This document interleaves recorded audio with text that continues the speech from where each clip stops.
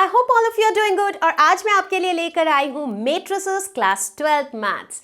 हमेशा की तरह खत्म करेंगे सिर्फ एक वीडियो में, with examples, with questions and with all the concepts. और कुछ इस तरह से पढ़ेंगे ताकि इस वीडियो को पूरा देखने के बाद आप मेट्रिसेस के सारे क्वेश्चंस खुद से अटेम्प्ट कर सको। So are we ready? Let's get started.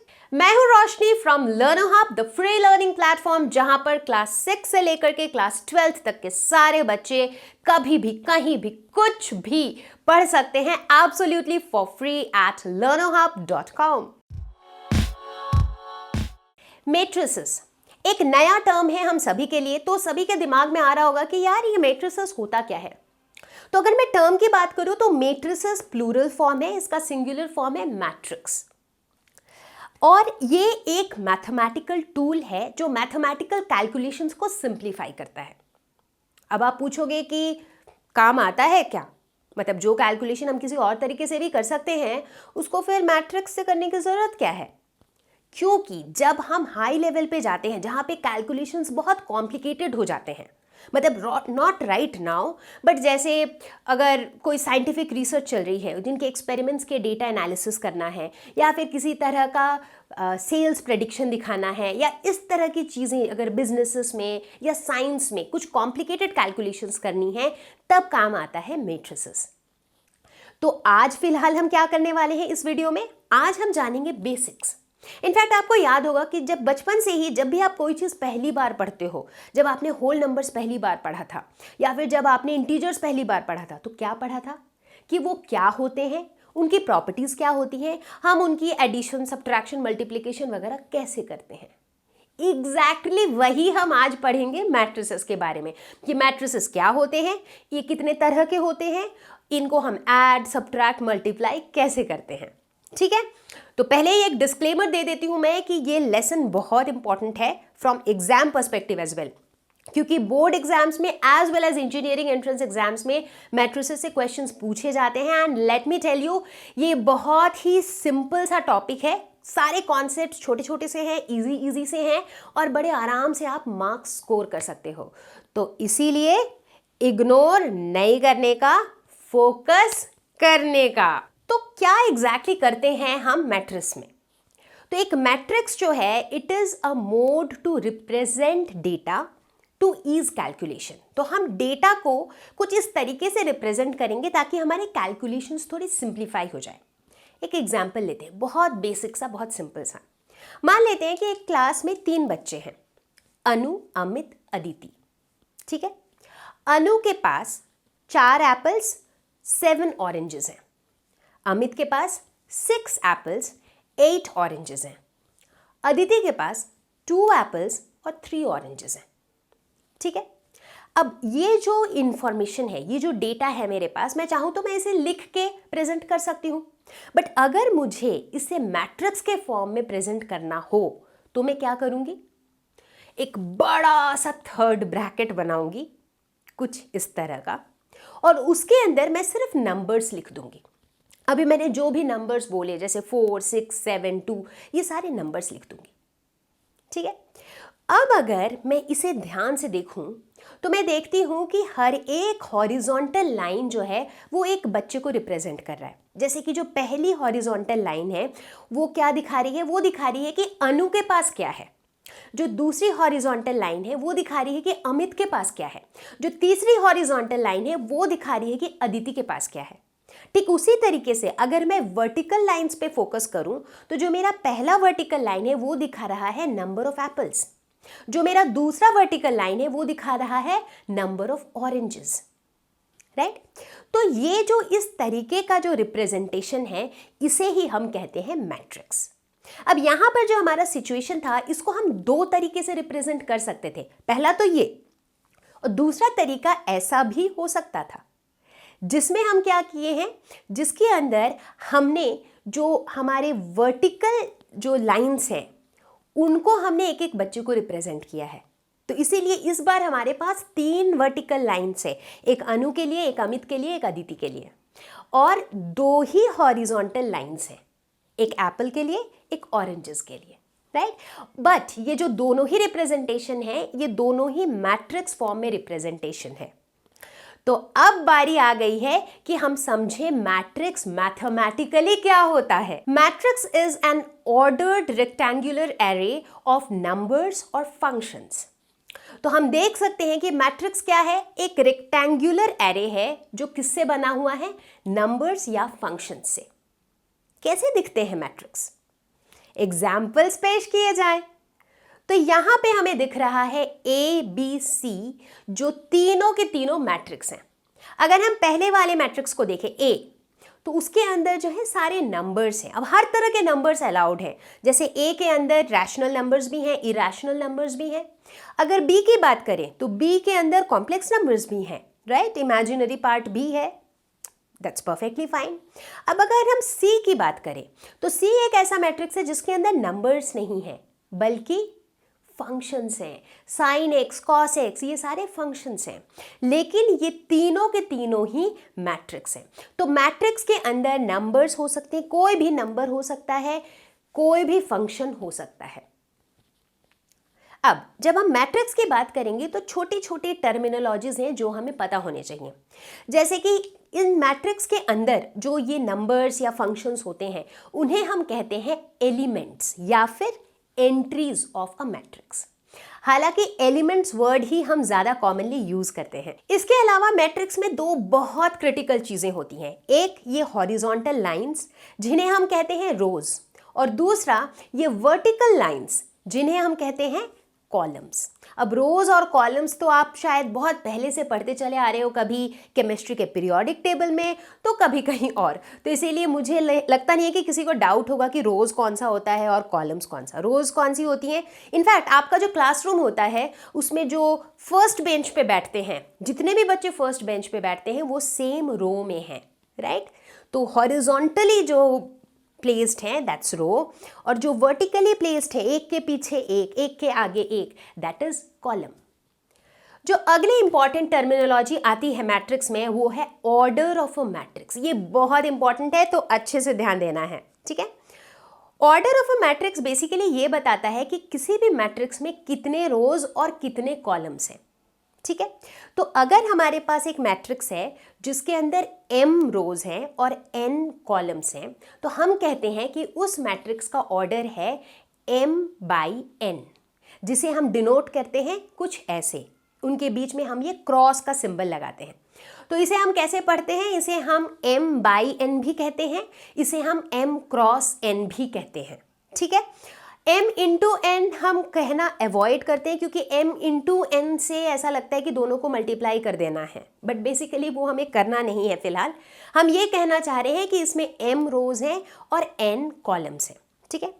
एक छोटी सी चीज़ जो बहुत बार बच्चों को कंफ्यूज करती रहती है वो ये है कि बच्चे अक्सर भूल जाते हैं कि यार ये जो m/n होता है ना, उसमें ये m रोज होता है या कॉलम्स, मतलब जो नंबर पहले आता है वो रोज होता है या कॉलम होता है। तो हमेशा याद रखना है कि जब भी हम मैट्रिक्स पढ़ रहे हैं तो ये जो नंबर पहले आता है ना, ये हमेशा रोज होता है, यानी कि जो हॉरिजॉन्टल वाली लाइंस होती हैं। अब आप इसे याद कैसे रखोगे, इसके लिए मैं एक मेमोरी टिप देती हूँ। ऐसे सोचो, एक छोटा बच्चा है, ठीक है, नया नया चलना सीखता है, तो वो कैसे चलता है, हॉरिजॉन्टली चलता है, राइट, एज इन वो ऐसे ज़मीन पे चलेगा, राइट, ऐसे ऐसे चलेगा, इट्स लाइक हॉरिजॉन्टली, ठीक है। सीढ़ियाँ वो बाद में चढ़ेगा, राइट, तो ऊपर वो बाद में जाएगा, नीचे वो बाद में जाएगा, आसमान में उड़ना तो खैर थोड़े और दिनों के बाद ही होगा, राइट। तो बेसिकली बच्चा पहले कैसे चलता है, हॉरिजॉन्टली या फिर सीढ़ी के ऊपर नीचे, हॉरिजॉन्टली, राइट।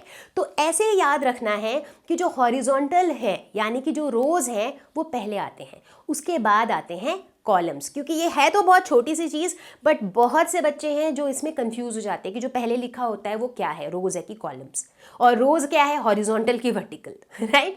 तो इससे आप इसे याद रख सकते हैं। तो अब एक एग्जाम्पल देखते हैं। तो अगर हम बात करते हैं इस मैट्रिक्स ए की, तो इसके अंदर अगर मैं पूछूं कि इस मैट्रिक्स का ऑर्डर क्या है, तो आप क्या बताओगे, फटाफट से देखो कि इसमें कितने रोज हैं, इसमें 3 रोज हैं, और इसमें कितने कॉलम्स हैं, 2, तो फिर इसका ऑर्डर क्या होगा, 3/2 या फिर 3×2। अब बात करते हैं मैट्रिक्स बी की, इसका ऑर्डर क्या होगा, इसमें कितने रोज हैं, 3, इसमें कितने कॉलम्स हैं, 3, तो इसका ऑर्डर हो जाएगा 3/3। अब बात करते हैं मैट्रिक्स सी की। इसमें कितने रोज हैं? 2। और इसमें कितने कॉलम्स हैं? 3। तो इसका ऑर्डर हो जाएगा 2/3। तो कुल मिला के इन जनरल अगर हमारे पास एक मैट्रिक्स है जो कि एक m/n मैट्रिक्स है, यानी कि उसमें m रोज और n कॉलम्स हैं, तो ऐसे एक मैट्रिक्स को हम इस तरीके से एक रेक्टेंगुलर एरे में डिफाइन करते हैं या फिर इंडिकेट करते हैं। तो यहाँ पर हम देख रहे हैं कि ये जो हमारे एलिमेंट्स है इसको हमने कैसे डिनोट किया है?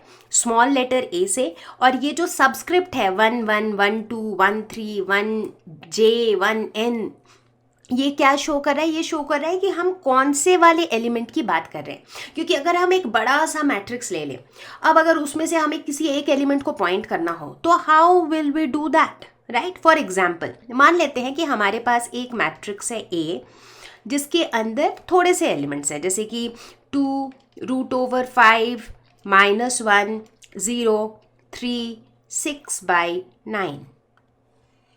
ठीक है, ये एक मैट्रिक्स है हमारे पास। ठीक है, अब अगर मैं सिर्फ इस एक पर्टिकुलर एलिमेंट की बात करना चाहूँ, ठीक है, अब हो सकता है कि जो मैट्रिक्स है वो बहुत बड़ा है जहाँ पे √5 2-3 जगह पे हो, बट अगर मैं एक पर्टिकुलर पोजीशन के √5 को इंडिकेट करना चाहूँ तो मैं कैसे करूँगी? मैं कहूँगी कि ये कौन सा वाला एलिमेंट है?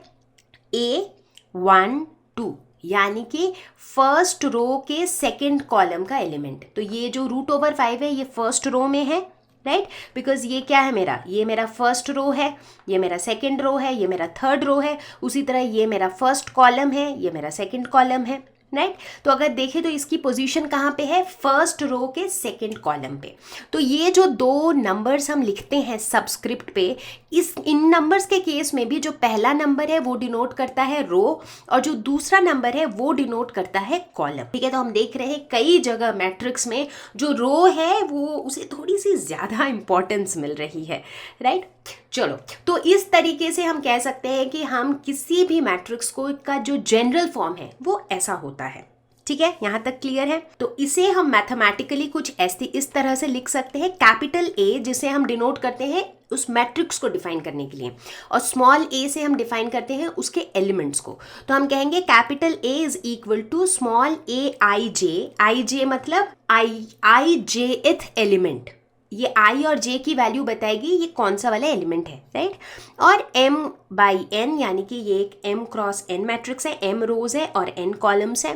ठीक है, सच दैट i की जो वैल्यू है, i की वैल्यू किसके कॉरेस्पॉन्डिंग है? रो के कॉरेस्पॉन्डिंग। तो i की जो वैल्यू है वो less than equal to m होगी क्योंकि m नंबर ऑफ रोज है। j की जो वैल्यू है that corresponds to the number of columns, तो इसकी वैल्यू जो है less than equal to n होगी। ठीक है, तो इस तरीके से हम इन जनरल मैट्रिक्स को डिफाइन करते हैं। अगर मैं आपसे पूछूं कि किसी भी मैट्रिक्स के अंदर टोटल कितने एलिमेंट्स होंगे, तो नंबर ऑफ एलिमेंट्स हमें कैसे पता चलते हैं? बहुत सिंपल है, कोई भी मैट्रिक्स आप उठा लो उसमें number of elements is always given by m into n, that is number of rose into number of columns. ठीक है, यहीं पर अगर इसी मैट्रिक्स A की बात करें तो यहाँ पर कितने रोज हैं? 1 2 3, और कॉलम्स कितने हैं? 2। तो ये एक 3/2 मैट्रिक्स है, तो यहाँ नंबर ऑफ एलिमेंट्स कितने हो जाएंगे? 6।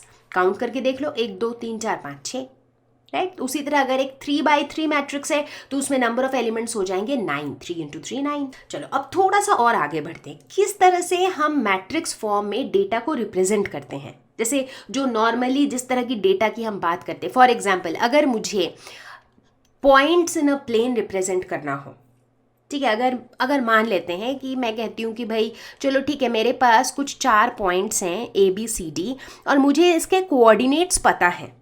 ठीक है, तो मान लेते हैं मैं कहती हूँ कि भाई A का जो कोऑर्डिनेट है वो है 1 2 3, B के जो कोऑर्डिनेट्स हैं वो है 2 5 6, C के कोऑर्डिनेट्स हैं 4 7 8 और D के कोऑर्डिनेट्स हैं 8 2 1। सबको पता है, राइट, कि कोऑर्डिनेट्स से मैं क्या कहना चाह रही हूँ? मैं कहना चाह रही हूँ कि अगर हम एक 3 डायमेंशनल स्पेस की बात करें, x axis y axis z axis, अब मैं कहती हूँ कि इस पूरे स्पेस में एक कोई पॉइंट है A जिसका x कोऑर्डिनेट है 1, y कोऑर्डिनेट 2 और z कोऑर्डिनेट 3। उसी तरह से मुझे इन चारों पॉइंट्स की पोजीशंस पता है, यानी कि उनके कोऑर्डिनेट्स पता है। अब मुझे इन पॉइंट्स को मैट्रिक्स फॉर्म में रिप्रेजेंट करना है, तो मैं कैसे करूँगी? एक ऑप्शन है कि भाई जितने भी मेरे ये एक्स वाई और जेड कोऑर्डिनेट्स हैं उनको मैं ऐसे लिख देती हूँ, ठीक है। तो सभी के केस में ऐसे ही करूँगी, राइट, सबका सेम तरीके से लिखना पड़ेगा। और मैं कहती हूँ कि ये लो मेरा बन गया मैट्रिक्स फॉर्म। तो इस फॉर्मेट में मैंने क्या किया है, जितने भी एक्स कोऑर्डिनेट मतलब एक एक जो रो है मेरा, इसमें टोटल कितने रोज हैं, 4 रोज हैं, और कितने कॉलम्स हैं, 3 कॉलम्स हैं। तो ये एक 4x3 मैट्रिक्स है। और यहाँ पे एक एक रो क्या रिप्रेजेंट कर रहा है, एक एक रो एक एक पॉइंट को रिप्रेजेंट कर रहा है, राइट। जैसे कि पहला रो रिप्रेजेंट कर रहा है ए को, दूसरा रो रिप्रेजेंट कर रहा है बी को, तीसरा रिप्रेजेंट कर रहा है सी को, चौथा रिप्रेजेंट कर रहा है डी को। और एक एक कॉलम रिप्रेजेंट कर रहा है एक एक एक्सिस को, यानी कि एक्स एक्सिस की वैल्यूज पहले कॉलम में, वाई एक्सिस की वैल्यू दूसरे कॉलम में, जेड एक्सिस की वैल्यू तीसरे कॉलम में।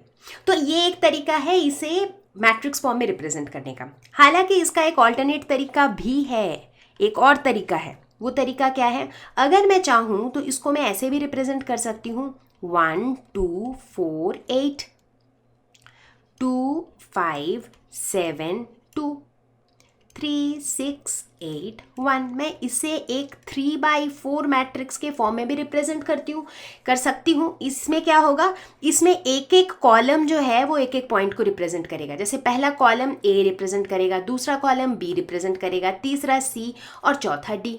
और उसी तरह से एक एक रो क्या रिप्रेजेंट करेगा, एक एक एक्सिस को। तो पहला रो एक्स एक्सिस, दूसरा रो वाई एक्सिस और तीसरा रो जेड एक्सिस।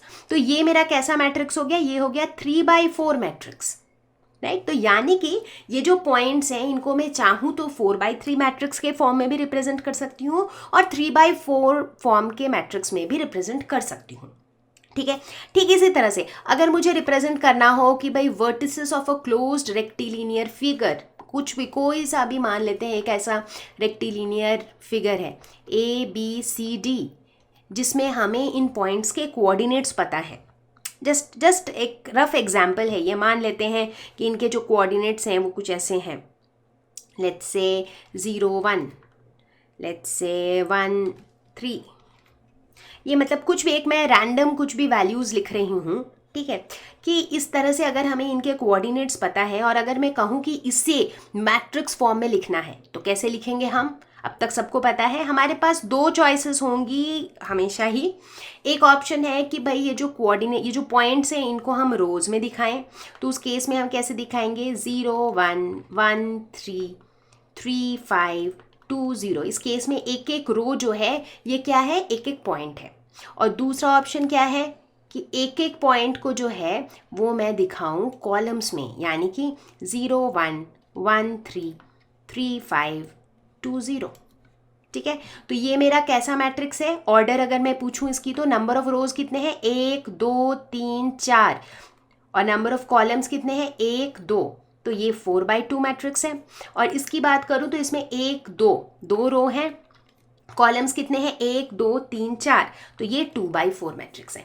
तो इन दोनों में से किसी भी तरीके से हम इसे रिप्रेजेंट कर सकते हैं इन मैट्रिक्स फॉर्म। तो अब हमें धीरे धीरे पता लग रहा है, राइट, कि कैसे हम जो डेटा होता है उसे मैट्रिक्स के फॉर्मेट में रिप्रेजेंट करते हैं। चलो भाई, तो जो भी थोड़ा सा बेसिक्स अभी हमने सीखा है उस पे बेस्ड थोड़े से क्वेश्चंस ट्राई करते हैं, इससे अच्छा से कॉन्फिडेंस बिल्डअप होता जाएगा। तो question number 1, in the matrix A, एक मैट्रिक्स दिया हुआ है, right the order of the matrix. चलो भाई, ऑर्डर निकालने में तो अब एक्सपर्टीज आ गई होगी, है कि नहीं।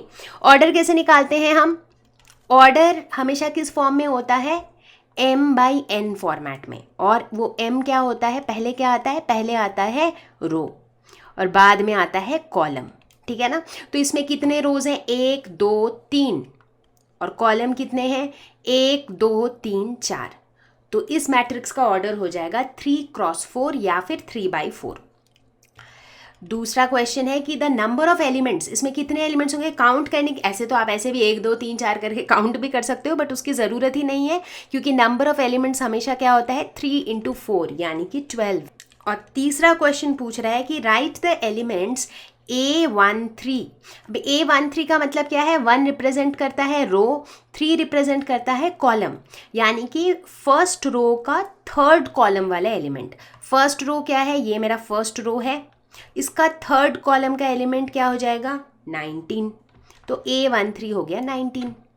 दूसरा A21, 2 रिप्रेजेंट कर रहा है सेकेंड रो का फर्स्ट कॉलम, सेकेंड रो हो गया ये वाला, इसका फर्स्ट कॉलम यानी कि 35। उसके बाद निकालना है A33 यानी कि थर्ड रो का थर्ड कॉलम, थर्ड रो हो गया ये और इसका थर्ड कॉलम हो गया ये, तो ये हो गया -5। A24 यानी कि सेकेंड रो का फोर्थ कॉलम, सेकेंड रो हो गया ये, फोर्थ कॉलम हो गया 12, तो ये हो गया 12। ठीक है, ठीक उसी तरह A23 यानी कि सेकेंड रो का थर्ड, तो ये हो गया 5/2। काफ़ी बेसिक सा आसान सा सवाल था, बट धीरे धीरे टफ की तरफ भी जाएंगे, टेंशन मत लो। चलो क्वेश्चन नंबर 2 देखते हैं। If a matrix has 24 elements, what are the possible orders it can have, what if it has 13 elements. चलो व्हाट इफ वाला पार्ट तो बाद में देखेंगे, पहले क्या देखते हैं, मैट्रिक्स में कितने एलिमेंट्स हैं, 24 एलिमेंट्स हैं। ठीक है, अच्छा नंबर ऑफ एलिमेंट्स के साथ ऑर्डर का क्या लिंक है, हमने ऑलरेडी अभी थोड़ी देर पहले पढ़ा था कि जो नंबर ऑफ एलिमेंट्स हैं ये हम कैसे निकालते हैं, m इंटू n, और ये m क्रॉस n क्या बताता है हमें, ये हमें बताता है कि उस मैट्रिक्स का ऑर्डर क्या है, राइट। तो यानी कि हमारा यहाँ पे टारगेट होगा कि भाई 24 को हम किस तरीके से m क्रॉस n के फॉर्म में लिख सकें, राइट। यानी कि 24 को हम कितने तरह से इसके दो फैक्टर्स के प्रोडक्ट की तरह लिख सकते हैं, उसी से हमें पता चल जाएगा कि इसके पॉसिबल ऑर्डर्स क्या हो सकते हैं। उसके लिए हम क्या करेंगे, सबसे आसान तरीका है कि 24 को फैक्टराइज कर लो ताकि कोई भी फैक्टर छूटे ना। तो ये हो जाएगा 2 12 2 6 2 3। ठीक है, तो अब देखो यहाँ से बड़े आसानी से हम लिख सकते हैं। अब एक तो सिंपल सा है कि 24 को हम लिख सकते हैं 1 इंटू 24, इसको हम लिख सकते हैं 24 इंटू 1, क्योंकि 1/24 और 24/1 मैट्रिक्स सेम नहीं होते हैं, राइट। 1/24 मतलब रो एक ही होगा, कॉलम्स 24 होंगे। 24/1 का मतलब कॉलम रो 24 होगा लेकिन कॉलम एक ही होगा, राइट। तो ये दोनों अलग चीज़ें हैं। ठीक है, अब इससे देख के हम बता सकते हैं कि इसे हम क्या लिख सकते हैं, 2 2 4 4 2 8, तो 8 इंटू 3 भी लिख सकते हैं। चूंकि 8 इंटू 3 लिख सकते हैं तो इसे हम 3 इंटू 8 भी लिख सकते हैं।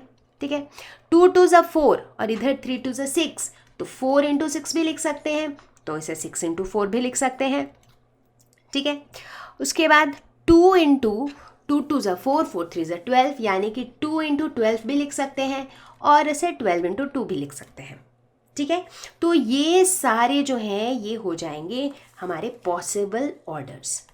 ठीक है, अच्छा what if it has 13 elements, अगर 24 के बदले इसके सिर्फ 13 एलिमेंट्स होते तो 13 को हम किस तरह से m इंटू n के फॉर्म में लिख सकते हैं। 13 को अगर हम फैक्टराइज करें भी तो हम देखेंगे कि ये और किसी से इसके सिर्फ 1 और 13 यही इसके फैक्टर्स हैं, तो इसीलिए 13 को हम या तो 1 इंटू 13 लिख सकते हैं या फिर 13 इंटू 1 लिख सकते हैं। तो यानी कि ये दो ही इसके पॉसिबल ऑर्डर्स हैं। आगे बढ़ते हैं, देखते हैं question number 3। Construct a 3/4 matrix whose elements are given by aij is equal to 1/2 mod of -3i plus j। अब यहाँ पे हम देख सकते हैं कि ij जो है ये एलिमेंट्स के पोजीशन के लिए एक जनरल सा फॉर्मूला दिया हुआ है, राइट। सबसे पहले क्या करेंगे ऐसे क्वेश्चंस में, ये कह रहा है कि एक 3/4 मैट्रिक्स बनाओ, यानी कि एक ऐसा मैट्रिक्स जिसमें 3 रो हो, रो 1 2 3 इस तरीके से रोज़ ऐसे होंगे, हमारे 3 रोज़ चाहिए हमें और कॉलम्स चाहिए 4, यानी कि 1 2 3 4। ठीक है, तो हमें कुछ इस तरीके का एक मैट्रिक्स चाहिए। ठीक है, वो 1 2 3 4 मैंने सिर्फ अंडरस्टैंडिंग के लिए लिखा है क्योंकि अभी हम जस्ट शुरू कर रहे हैं, राइट, मैट्रिसेस। थोड़ी देर के बाद ये रोज़ कॉलम्स ये सारी चीज़ें तो आपको मतलब एकदम बाएं हाथ का खेल हो जाएगा, फिर आपको इनमें कोई कन्फ्यूजन नहीं रहेगा। ठीक है, तो मतलब जो मेरा मैट्रिक्स बनेगा, मान लेते हैं कि इस मैट्रिक्स का हम नाम देते हैं ए, तो इसके एलिमेंट्स कैसे होंगे, A11 A12 A13 A14 A21 A22 A23 A24 A31 A32 A33 A34। देखो मैं बिल्कुल बेसिक से समझा रही हूँ ताकि किसी के मन में कोई डाउट ना रह जाए, ठीक है ना। तो बेसिकली हमारा मैट्रिक्स कुछ ऐसा बनेगा, एक 3/4 का मैट्रिक्स। अब मुझे क्या करना है, मुझे बस इन सारे एलिमेंट्स की वैल्यूज़ निकालनी है, और वैल्यू निकालना काफ़ी आसान है। देखो यहाँ पे आई और जे की आप वैल्यू डालते जाओगे और इनकी वैल्यूज़ निकलती जाएगी इस फॉर्मूले के हेल्प से। चलो फिर साइड में पहले सारे एलिमेंट्स की वैल्यूज़ निकाल लेते हैं। तो अगर हमें A11 निकालना होगा तो ये क्या हो जाएगा, 1/2 mod of -3 into 1 that is -3 plus 1। ठीक है, तो ये क्या हो जाएगा, -2 का मॉड यानी कि वो +2 हो जाएगा, तो 1/2 इंटू +2 ये हो जाएगा +1। उसी तरह A12 की अगर हम वैल्यू निकालेंगे तो ये हो जाएगा 1/2 मॉड ऑफ -3 इंटू 1 +2, तो ये हो जाएगा -3 + 2 यानी कि -1 का मॉड हो जाएगा 1, तो यानी कि 1/2। उसी तरह A13 निकालेंगे तो ये हो जाएगा 1/2 मॉड ऑफ -3 इंटू 1 +3, तो -3 + 3 0 हो जाएगा, तो इसकी वैल्यू हो जाएगी 0। इसी तरह A21 निकालेंगे तो 21 की वैल्यू निकल जाएगी 5/2। अब कैलकुलेट तो आप खुद ही कर लोगे। A22 की वैल्यू निकल जाएगी +2। सारे पॉजिटिव में ही निकलेंगे क्योंकि यहाँ पे हमने डाल दिया है मॉड, फॉर्मूले में ही मॉड है। A23 की निकल जाएगी 3/2, A24 की निकल जाएगी +1। ठीक है, ठीक इसी तरीके से यहाँ पर हमने A14 की वैल्यू नहीं निकाली थी, राइट। तो A14 क्या हो जाएगा, 1/2 इंटू -3 मॉड ऑफ -3 इंटू 1 +4, तो ये हो जाएगा 1/2।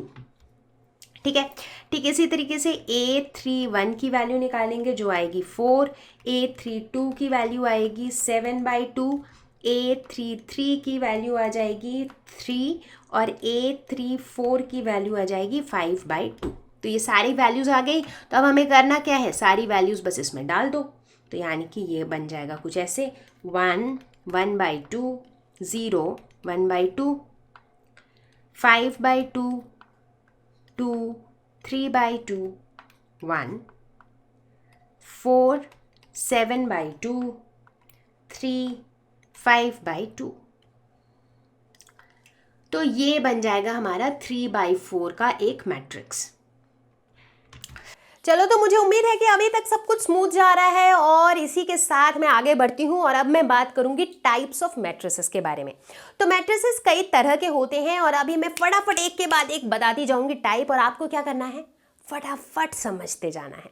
ट्रस्ट में बहुत ज़्यादा सिंपल है, थोड़ा सा सुनते रहना, मैं क्या कह रही हूँ सब क्लियर होता जाएगा। ठीक है, तो पहला टाइप है कॉलम मैट्रिक्स। क्या होता है कॉलम मैट्रिक्स? कॉलम मैट्रिक्स छोड़ो, कॉलम क्या होता है बताओ, जल्दी सोचो सोचो। कॉलम होता है हमारा वर्टिकल जो लाइन होती है वो होता है कॉलम। तो कॉलम मैट्रिक्स एक ऐसा मैट्रिक्स होता है जिसमें सिर्फ एक कॉलम होता है, विच हैज ओनली 1 कॉलम। एक से ज्यादा कॉलम नहीं होता है। ठीक है, एग्जाम्पल आ गया एग्जाम्पल। तो यहाँ पर मैट्रिक्स ए जो है ये कॉलम मैट्रिक्स है, क्योंकि हम देख रहे हैं यहाँ पर सिर्फ एक कॉलम है, हालांकि यहाँ पर 4 रोज हैं, राइट, बट कॉलम एक ही है। तो अगर मैं जस्ट फॉर चेकिंग कि आपको कितना समझ आया है, अगर मैं पूछूं कि इस मैट्रिक्स का ऑर्डर क्या होगा, तो आप क्या कहोगे? ऑर्डर कैसे निकालते हैं? रोज क्रॉस कॉलम। तो रोज कितने हैं? 4, कॉलम कितना है? 1, तो इसका ऑर्डर हो जाएगा 4/1। दूसरा टाइप है row matrix. I don't think मुझे बताने की भी जरूरत है कि रो मैट्रिक्स क्या होता है। ऐसा मैट्रिक्स जिसमें सिर्फ एक रो होता है। Example please. एग्जाम्पल हाजिर। तो एग्जाम्पल में हम देख रहे हैं कि इस मैट्रिक्स में सिर्फ और सिर्फ एक ही रो है, हालांकि इसमें कॉलम्स एक से अधिक हैं बट रो एक ही है। तो ये हमारा रो मैट्रिक्स। तीसरा टाइप स्क्वायर मैट्रिक्स। स्क्वायर क्या होता है पहले ये याद कर लेते हैं। स्क्वायर ऐसा एक फिगर होता है जिसके अंदर चारों साइड्स बराबर होते हैं, राइट। एक ऐसा क्वाड्रिलैटरल जिसके चारों साइड्स बराबर, चारों एंगल्स बराबर। कुछ वैसा ही यहां पे भी होगा मैट्रिक्स में। तो जिसके नंबर ऑफ रोज और नंबर ऑफ कॉलम्स बराबर होते हैं उसे हम कहते हैं स्क्वायर मैट्रिक्स। Examples please. तो पहला एग्जाम्पल मैट्रिक्स ए, इसके अंदर 3 रोज हैं और 3 ही कॉलम्स हैं, तो इसीलिए इसका ऑर्डर होगा 3/3 और ये एक स्क्वायर मैट्रिक्स है। स्क्वायर मैट्रिक्स के अंदर हम एक और चीज की बात करते हैं जिसे हम कहते हैं डायगोनल एलिमेंट्स। डायगोनल एलिमेंट्स क्या होते हैं? जैसे याद करो अपना ज्योमेट्री वाला स्क्वायर, उसका डायगोनल क्या होता है? जो दो ऑपोजिट पॉइंट्स को कनेक्ट करता है उसे हम कहते हैं, उस लाइन को कहते हैं डायगोनल, राइट? ठीक उसी तरह से जो मैट्रिक्स है, स्क्वायर मैट्रिक्स जो है, इसके जो ये बीच वाले एलिमेंट्स हैं डायगोनल पे लाई करने वाले, ये होते हैं डायगोनल एलिमेंट्स। तो मैथमेटिकली अगर हम बात करें तो ये एलिमेंट्स कौन से वाले होते हैं? ये वैसे एलिमेंट्स होते हैं जहां पर i और j की वैल्यू सेम होती है। हमने याद है जनरल फॉर्म डिस्कस किया था, तो इन जनरल फॉर्म हम किसी भी एलिमेंट को कैसे डिफाइन करते हैं? aij, right? तो जब i और j दोनों की वैल्यू सेम हो जाती है, मतलब a11, a22, a33, ये जो है ये हो जाते हैं हमारे डायगोनल एलिमेंट्स। यहाँ पर एक थोड़ा सा टेढ़ा सवाल, जैसे अगर मान लेते हैं कि मैं आपको एक रेक्टेंगुलर मैट्रिक्स दे दूं, मतलब जो स्क्वायर मैट्रिक्स नहीं है, और अब इस मैट्रिक्स में अगर मैं पूछूं कि भाई डायगोनल एलिमेंट्स कौन से हैं, तो आप क्या कहोगे? तो आइडियली ये जो हम डायगोनल एलिमेंट्स डिफाइन करते हैं ये हम स्क्वायर मैट्रिक्स के लिए करते हैं, लेकिन फिर भी अगर आपको एक इस तरह का मैट्रिक्स दे दिया जाए और पूछा जाए कि इसके डायगोनल एलिमेंट्स कौन से होंगे, तो आप क्या बताओगे? आप फोकस करोगे डेफिनेशन पे। डेफिनेशन के अकॉर्डिंग डायगोनल एलिमेंट्स कौन से वाले होते हैं? जो इस फॉर्म में होते हैं aij, जहां पर ij की वैल्यू सेम है, यानी कि a11, a22, a33, a44, a55, right? तो उस डेफिनेशन के हिसाब से इस वाले मैट्रिक्स के अंदर a11, a22 ये वाले जो एलिमेंट्स हैं ये हमारे हो जाएंगे डायगोनल एलिमेंट्स। चौथा टाइप का मैट्रिक्स जिसे हम कहेंगे डायगोनल मैट्रिक्स, मतलब नॉट रियली चौथा टाइप का मैट्रिक्स, बट ये सारे ऐसे टाइप्स हैं जो आपको पता होने चाहिए। तो डायगोनल मैट्रिक्स बेसिकली एक तरह का स्क्वायर मैट्रिक्स ही है जिसके अंदर डायगोनल एलिमेंट्स को छोड़ करके बाकी सारे एलिमेंट्स जीरो, सारे जीरो, सिर्फ डायगोनल एलिमेंट्स नॉन जीरो, तो उसे हम कहते हैं डायगोनल मैट्रिक्स। जैसे कि ये अब यहाँ पर B और C तो आपको पता ही चल रहा है कि भाई डायगोनल एलिमेंट्स नॉन जीरो हैं, बाकी सब जीरो हैं, लेकिन जो A मैट्रिक्स है इसमें आप देख रहे हो कि भैया एलिमेंट ही एक है, तो इसमें क्या पता कौन सा डायगोनल है कौन सा डायगोनल नहीं है। उसको छोड़ो, डायगोनल एलिमेंट की डेफिनेशन क्या थी? aij वाले एलिमेंट्स जहाँ पे i और j बराबर है। तो यहाँ पर एक ही एलिमेंट है और ये एक ही एलिमेंट कौन सा एलिमेंट है? a11, वही तो होता है पहला एलिमेंट। तो a11 जो है वो हमारे डायगोनल एलिमेंट का जो क्राइटेरिया है उसे सेटिस्फाई कर रहा है। इसका मतलब यहाँ पर एक ही एलिमेंट है और वो डायगोनल एलिमेंट है और वो नॉन जीरो है, तो इसीलिए ये भी मेरा डायगोनल मैट्रिक्स के एग्जाम्पल में फॉल करेगा। अब अगला एक और टाइप का मैट्रिक्स आ गया है सीन में जिसे हम कहते हैं स्केलर मैट्रिक्स। ये क्या होता है भाई? जब डायगोनल मैट्रिक्स के अंदर जो उसके डायगोनल एलिमेंट्स है ना, जब वो सारे बराबर होते हैं तो हम उसे कहते हैं स्केलर मैट्रिक्स। तो मतलब कहानी कुछ ऐसी है कि पहले हमने कहा एक स्क्वायर मैट्रिक्स होता है, फिर हमने कहा कि भाई अगर उस स्क्वायर मैट्रिक्स के अंदर सारे नॉन डायगोनल एलिमेंट जीरो हो जाएं तो हम उसे कहेंगे डायगोनल मैट्रिक्स। अब हम कह रहे हैं कि अगर डायगोनल मैट्रिक्स के अंदर सारे डायगोनल एलिमेंट सेम हो जाए तब हम उसे कहेंगे स्केलर मैट्रिक्स। तो स्केलर मैट्रिक्स कुछ ऐसा दिखेगा। अब हम बात कर रहे हैं आइडेंटिटी मैट्रिक्स। बहुत ही इंपॉर्टेंट है, इनफैक्ट थोड़ी ही देर में आपको पता चल जाएगा कि भैया आइडेंटिटी मैट्रिक्स तो बहुत ज़रूरी था। तो आइडेंटिटी मैट्रिक्स भी एक स्क्वायर मैट्रिक्स है जिसके अंदर सारे डायगोनल एलिमेंट्स की वैल्यू होगी 1 और इसके अलावा बाकी सारे नॉन डायगोनल एलिमेंट्स होंगे 0। तो ये होगा आइडेंटिटी मैट्रिक्स। तो आइडेंटिटी मैट्रिक्स का भी आगे जाके हम देखेंगे कि इसका रोल कुछ कुछ 1 के जैसा होता है। जैसे नंबर्स जब हम पढ़ते थे ना तो हम कहते थे ना कि किसी भी नंबर को 1 से मल्टीप्लाई करो तो हमेशा 1 आता है। उसी तरह थोड़ी ही देर में हम पढ़ेंगे कि किसी भी मैट्रिक्स को आइडेंटिटी मैट्रिक्स से मल्टीप्लाई करो तो आंसर वही वाला मैट्रिक्स आ जाएगा। तो यहाँ पर हम एक और इंटरेस्टिंग चीज़ नोट करते हैं कि हर एक आइडेंटिटी मैट्रिक्स जो है वो स्केलर मैट्रिक्स भी है, क्योंकि स्केलर मैट्रिक्स में क्या होता है कि सारे डायगोनल एलिमेंट्स सेम होने चाहिए। तो यहाँ पर तो सारे डायगोनल एलिमेंट्स 1 है, तो हम कह सकते हैं कि सारे आइडेंटिटी मैट्रिसेस जो हैं they are all scalar matrix. अब बात करते हैं नल मैट्रिक्स यानी कि जीरो मैट्रिक्स। ऐसा मैट्रिक्स जिसके सारे एलिमेंट्स होते हैं जीरो, उसे हम कहते हैं जीरो मैट्रिक्स या फिर नल मैट्रिक्स। जितने भी जरूरी टाइप के ज़रूरी मैट्रिसेस थे वो हमने डिस्कस कर लिए हैं। ये इतने बेसिक टाइप्स के मैट्रिसेस अगर आपको पता हो तो you are good to go. ठीक है, अब हम बात करते हैं इक्वालिटी ऑफ मैट्रिसेस के बारे में। जब हम कहते हैं कि दो मैट्रिसेस इक्वल है, उसका मतलब क्या होता है, मतलब उससे हम क्या इंटरप्रेट कर सकते हैं? उससे हम ये इंटरप्रेट करते हैं कि अगर मैट्रिक्स ए और मैट्रिक्स बी बराबर है, इसका मतलब मैट्रिक्स ए का हर एक एलिमेंट मैट्रिक्स बी के कॉरेस्पॉन्डिंग एलिमेंट के बराबर है। ठीक है, यानी कि मैट्रिक्स ए का जो A11 एलिमेंट है वो मैट्रिक्स बी के B11 एलिमेंट के बराबर होगा। मैट्रिक्स ए का A21 एलिमेंट जो है वो मैट्रिक्स बी के B21 एलिमेंट के बराबर होगा। राइट, तो मतलब उनके जो कॉरेस्पॉन्डिंग एलिमेंट्स हैं वो इक्वल होंगे। और दो मैट्रिसेस इक्वल तभी होते हैं जब उन दोनों मैट्रिसेस का ऑर्डर सेम होता है। तो अगर दो इक्वल है यानी कि दोनों ही सेम ऑर्डर के होंगे। अगर एक 2x2 मैट्रिक्स है तो दूसरा भी 2x2 ही होगा। अगर एक 3x4 मैट्रिक्स है तो दूसरा भी 3x4 ही होगा। ठीक है, तो अब ये थी थोड़ी बहुत और basics on types of matrices, equality of matrices. तो फटाफट से एक क्वेश्चन देख लेते हैं।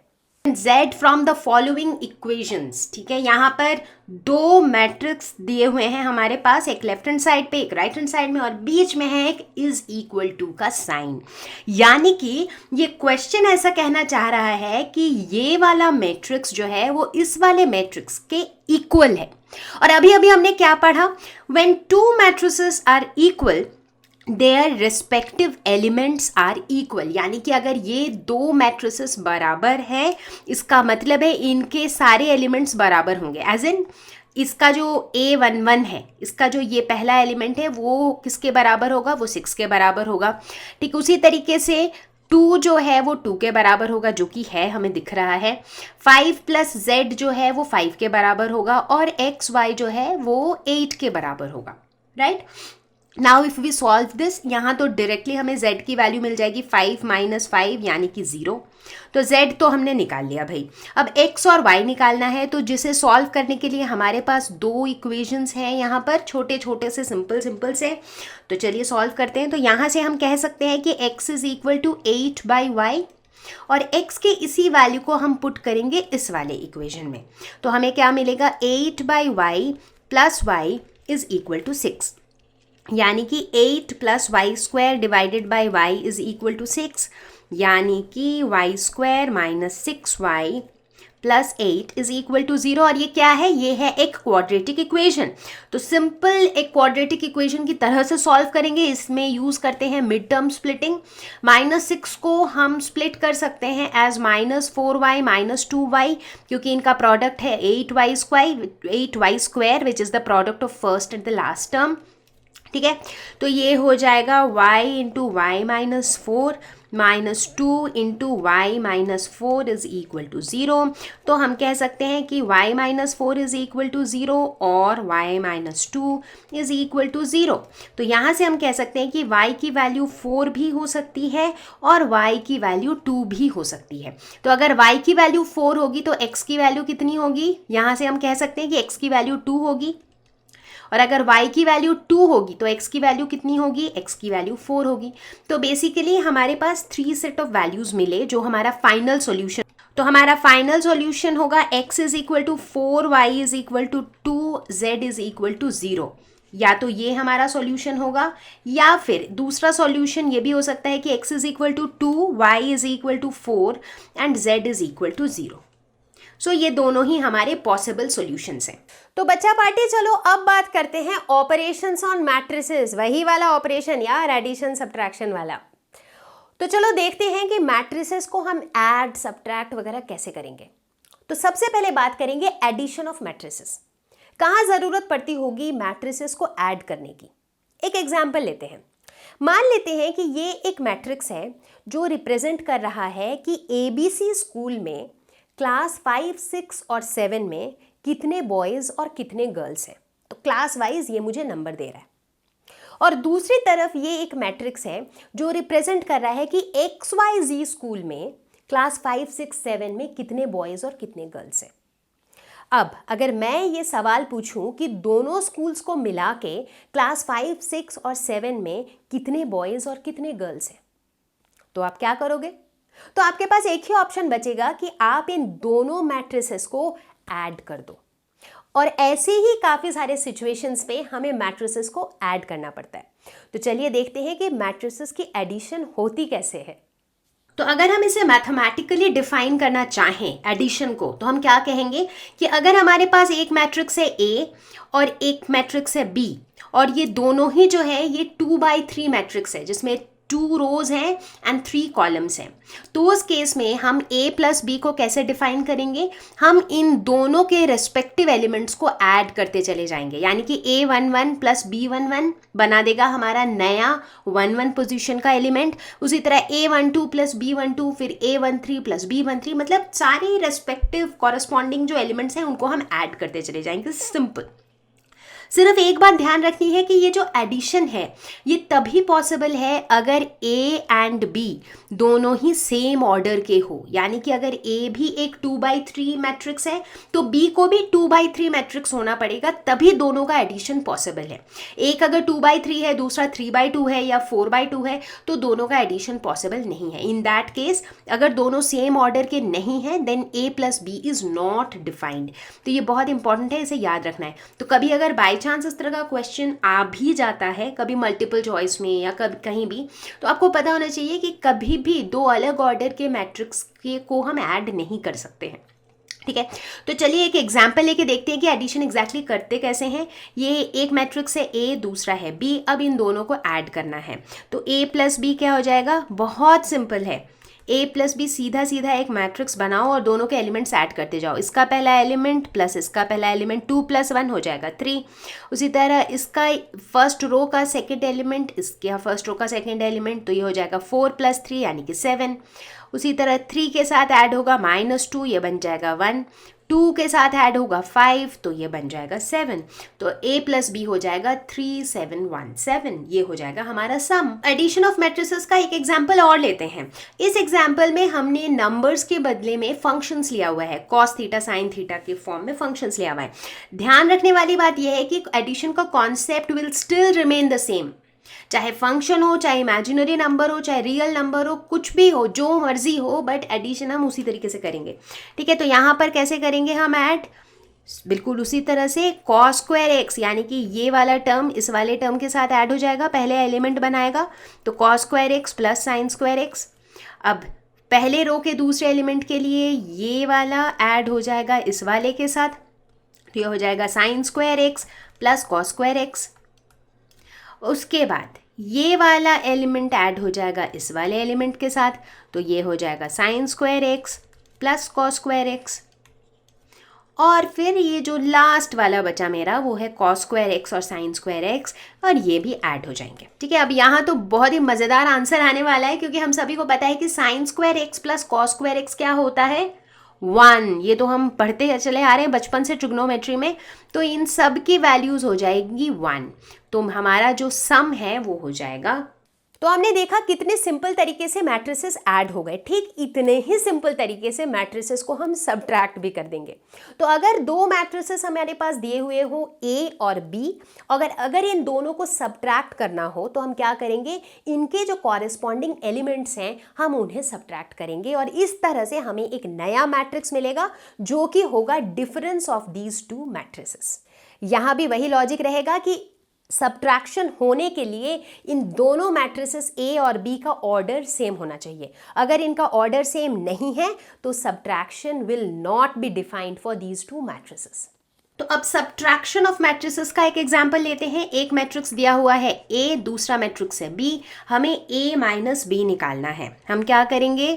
कुछ भी नहीं करना है, कॉरेस्पॉन्डिंग एलिमेंट्स को सब्ट्रैक्ट करते चले जाएंगे।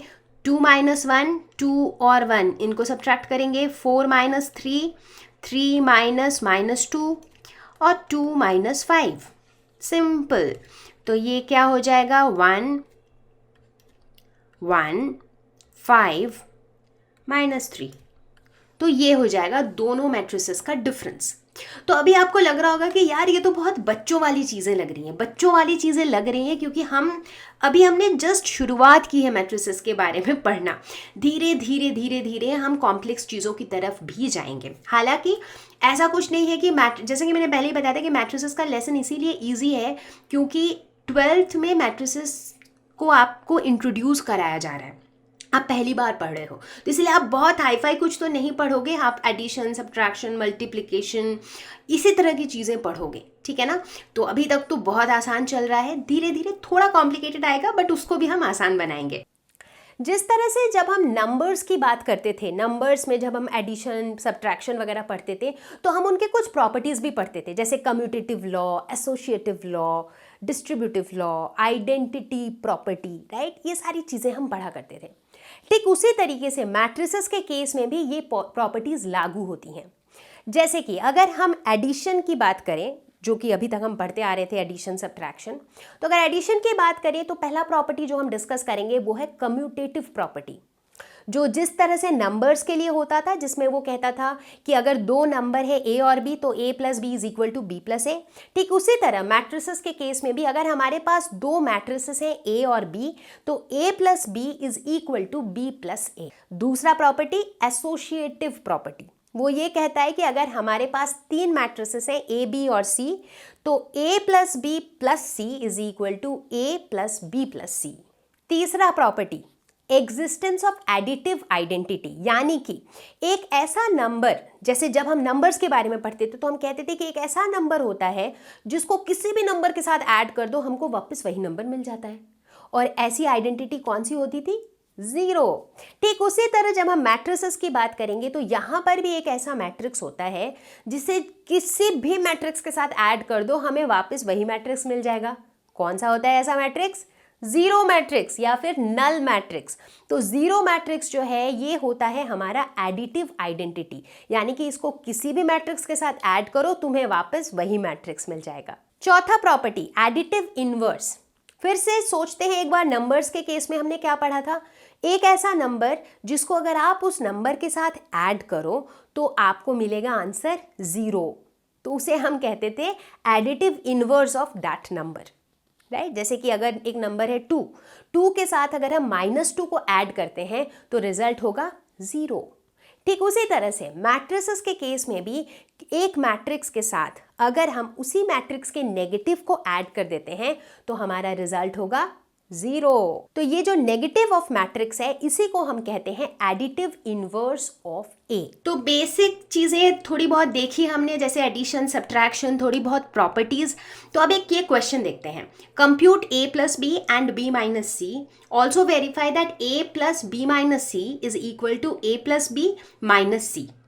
ठीक है, चलो ट्राई करके देखते हैं। एक क्वेश्चन करेंगे तो थोड़ा सा कॉन्फिडेंस भी बिल्डअप होगा, ठीक है ना। तो ए बी सी हमारे पास यहाँ दिया हुआ है, तो एक एक करके करेंगे स्टेप बाय स्टेप। तो सबसे पहले ए प्लस बी निकालते हैं, ठीक है। कैसे निकालेंगे ए प्लस बी? उनके कॉरेस्पॉन्डिंग एलिमेंट्स ऐड करते चले जाएंगे, जैसे कि 1 + 3 करेंगे, फिर 2 - 1 करेंगे, तो इस तरह से ऐड करते चले जाएंगे। तो हमें क्या मिलेगा? 1 + 3 हो जाएगा 4, 2 - 1 हो जाएगा 1, -3 + 2 हो जाएगा -1, 5 + 4 हो जाएगा 9, 0 + 2 हो जाएगा 2, 2 + 5 हो जाएगा 7। तो इसी तरीके से हम इसे ऐड करेंगे, ठीक है। तो a प्लस बी मिल गया। अब हम क्या निकालेंगे? b माइनस सी। b माइनस सी में क्या करेंगे? जैसे ये b के एलिमेंट्स हैं, इनसे हम कॉरेस्पॉन्डिंग c के एलिमेंट्स को सब्ट्रैक्ट करते चले जाएंगे। तो 3 - 4 हो जाएगा -1, -1 - 1 हो जाएगा -2, 2 - 2 हो जाएगा 0। ठीक उसी तरीके से हम करते चले जाएंगे और ये हमें मिल जाएगा b माइनस सी। ठीक है, यहाँ तक सही है। अब प्रूव करते हैं, हमें ये वेरीफाई करना था कि a plus b minus c is equal to a plus b minus c, ठीक है। तो पहले लेफ्ट हैंड साइड लेते हैं। लेफ्ट हैंड साइड क्या कह रहा है कि a के साथ ऐड करो b माइनस सी। b माइनस सी कहाँ पे है? तो ये रहा b माइनस सी और ये रहा a। तो अब इन दोनों को हमें ऐड करना है।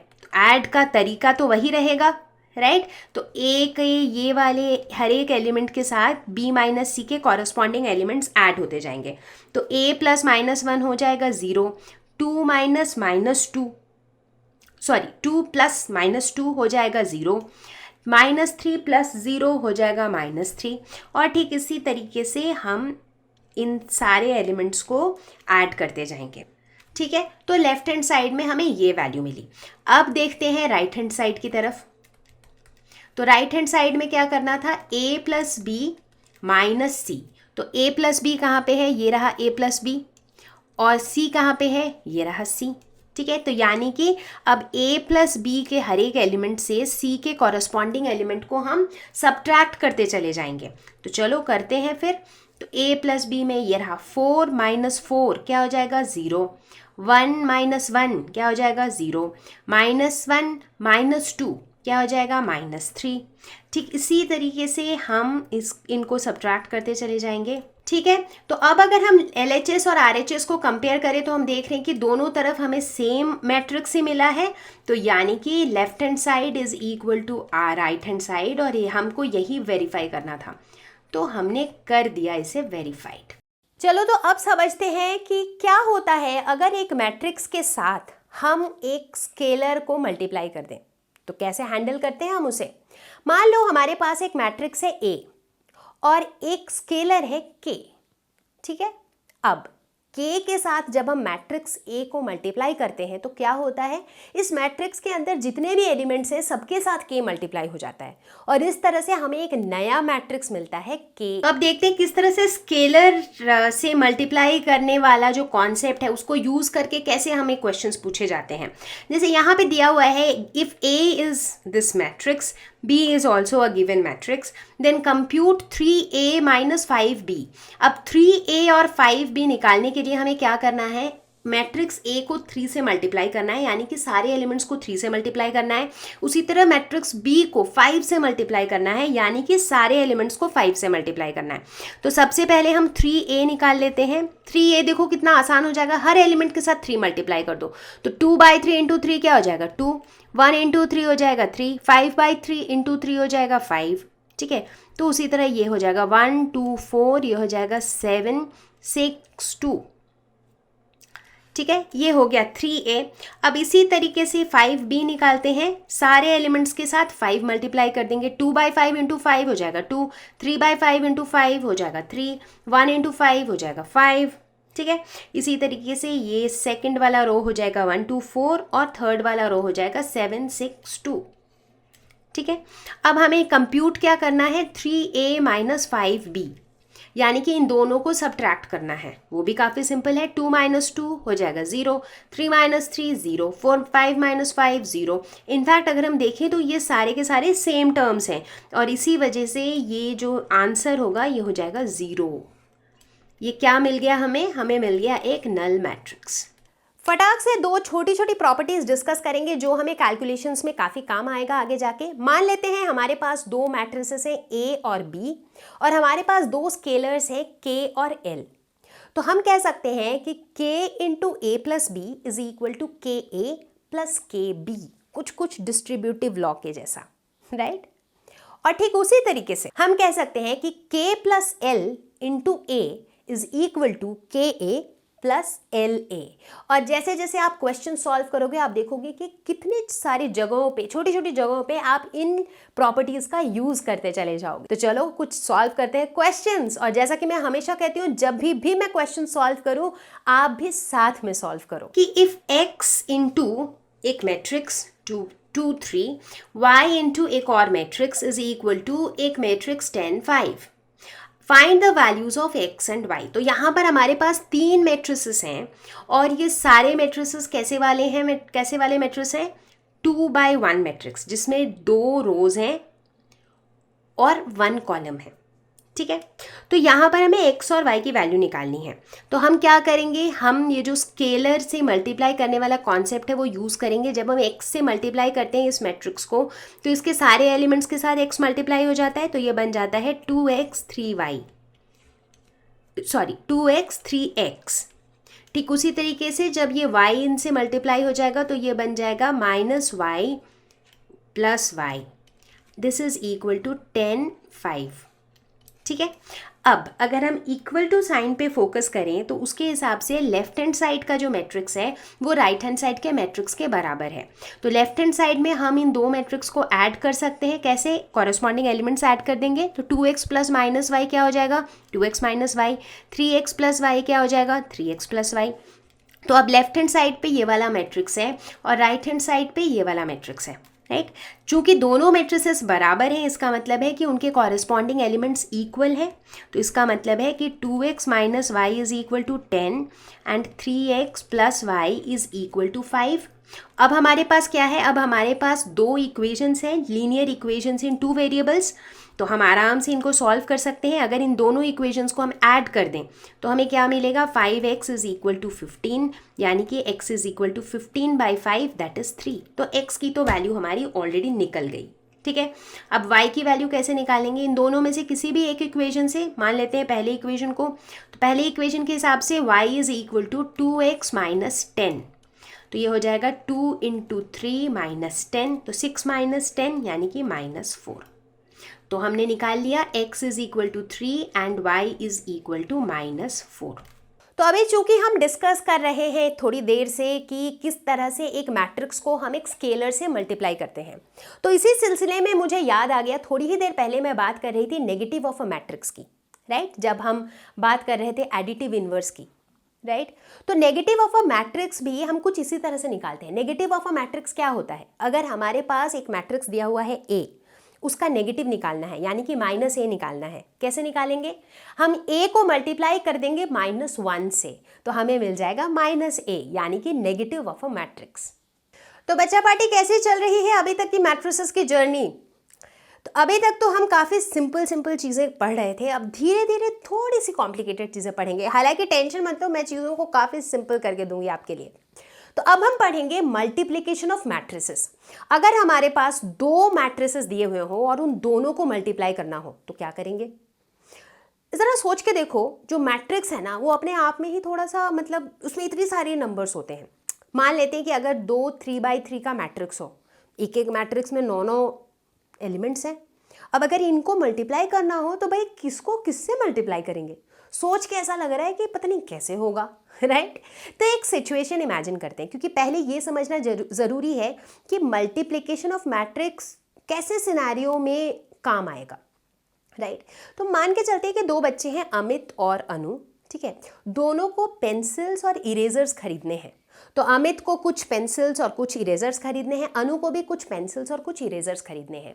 अब दो दुकानें हैं जहां पर पेंसिल और इरेजर की जो प्राइस है वो अलग अलग है, ठीक है।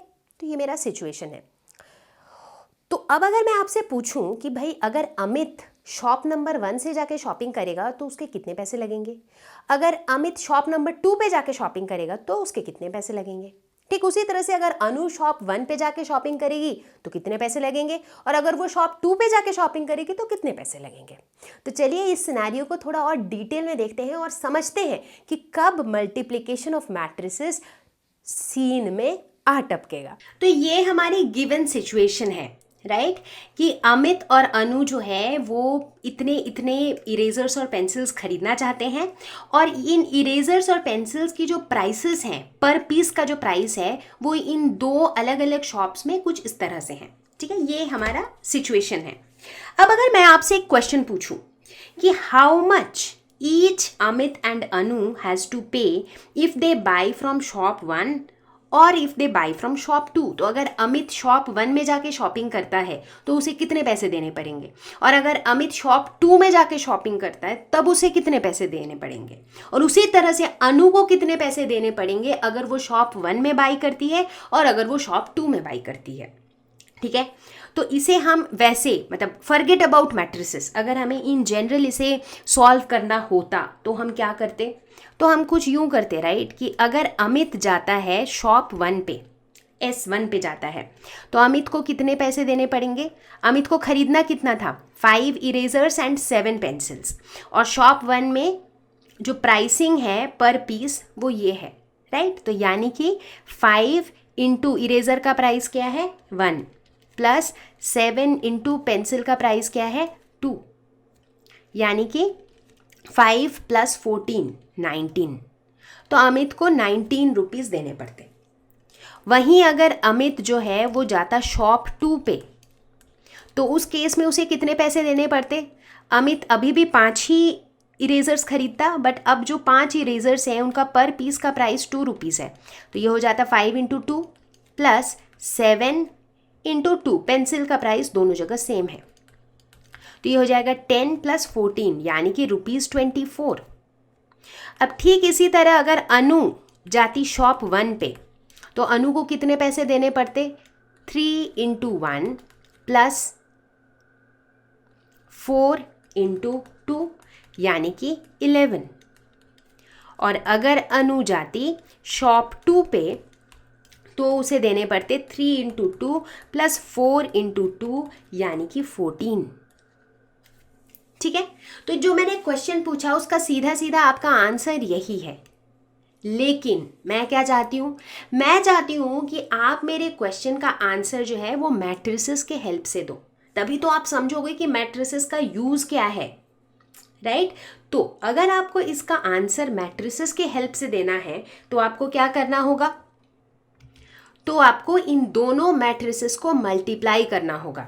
ये जो है ये हमारा एक मैट्रिक्स है, ये जो है ये हमारा दूसरा मैट्रिक्स है, और हम क्या करेंगे? इन दोनों मैट्रिसेस को मल्टीप्लाई करेंगे। मान लेते हैं अगर ये मैट्रिक्स ए है और अगर ये मैट्रिक्स बी है, तो हम क्या करेंगे? हम दोनों को मल्टीप्लाई करेंगे। कैसे करेंगे दिखाती हूँ मैं।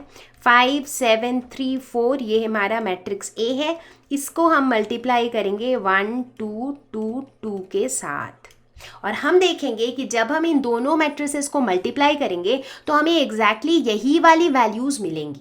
ठीक है, अब सबसे बड़ा सवाल आता है कि भाई इसको मल्टीप्लाई कैसे करेंगे, किस तरीके से? क्या 5 × 1 कर देंगे सिर्फ, या 7 × 2 कर देंगे सिर्फ? नहीं, इसका एक प्रोसेस है जो हम फॉलो करेंगे। तो ये समझ में आ गया कि मैट्रिसेस का मल्टीप्लिकेशन हमें काम आने वाला है, ये फालतू की चीज़ तो नहीं है। ठीक है, तो अब हम मैथमेटिकली समझते हैं how to multiply two matrices. So let us look at multiplication of matrices mathematically. तो अगर हमारे पास दो गिवन मैट्रिसेस हो ए और बी, इन दोनों का मल्टीप्लिकेशन पॉसिबल तभी है, इनका मल्टीप्लिकेशन डिफाइंड तभी है अगर ए जो है इसका ऑर्डर है m/n और जो b है उसका ऑर्डर है n/p, यानी कि number of columns in a is equal to number of rows in b। जब ऐसा ट्रू होगा तभी हम उनका मल्टीप्लिकेशन कर सकते हैं। ठीक है, ये हमारा पहला कंडीशन है। दूसरी बात, चलो मान लिया कि ठीक है ये कंडीशन सेटिस्फाई हो गया और अब हम दोनों मैट्रिसेस को मल्टीप्लाई कर सकते हैं। तो कैसे करेंगे मल्टीप्लाई? हम कहेंगे कि ठीक है एक मैट्रिक्स है ए, एक है बी, ए × बी जो है ये बनाएगा एक नया मैट्रिक्स सी। ठीक है, तो ये नया मैट्रिक्स सी का ऑर्डर क्या होगा? तो अगर ए का ऑर्डर m/n था, बी का ऑर्डर अगर n/p था, तो सी का ऑर्डर होगा m/p। क्लियर है यहाँ तक?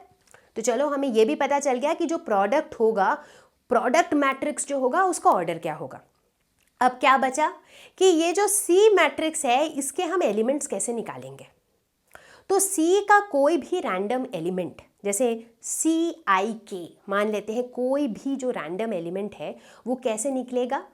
पहला मैट्रिक्स यानी कि मैट्रिक्स ए के ith रो के एलिमेंट्स को हम दूसरे मैट्रिक्स बी के kth कॉलम के एलिमेंट्स के साथ मल्टीप्लाई करते जाएंगे और जोड़ते जाएंगे।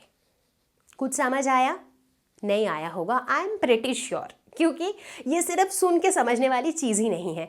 तो चलो फटाफट इस एग्जाम्पल को देखेंगे, इसे सॉल्व करेंगे और उसके बाद देखो कैसे क्रिस्टल क्लियर होता है मल्टीप्लिकेशन ऑफ। तो ये है ए और ये है बी, हमें निकालना है इसका प्रोडक्ट।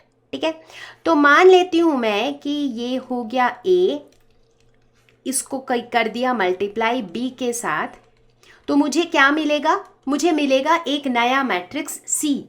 ठीक है, तो वो सी को भी अगर मैं इसी फॉर्म में लिखूं तो उसके एलिमेंट्स कैसे होंगे? अच्छा, सबसे पहले सी का ऑर्डर क्या होगा?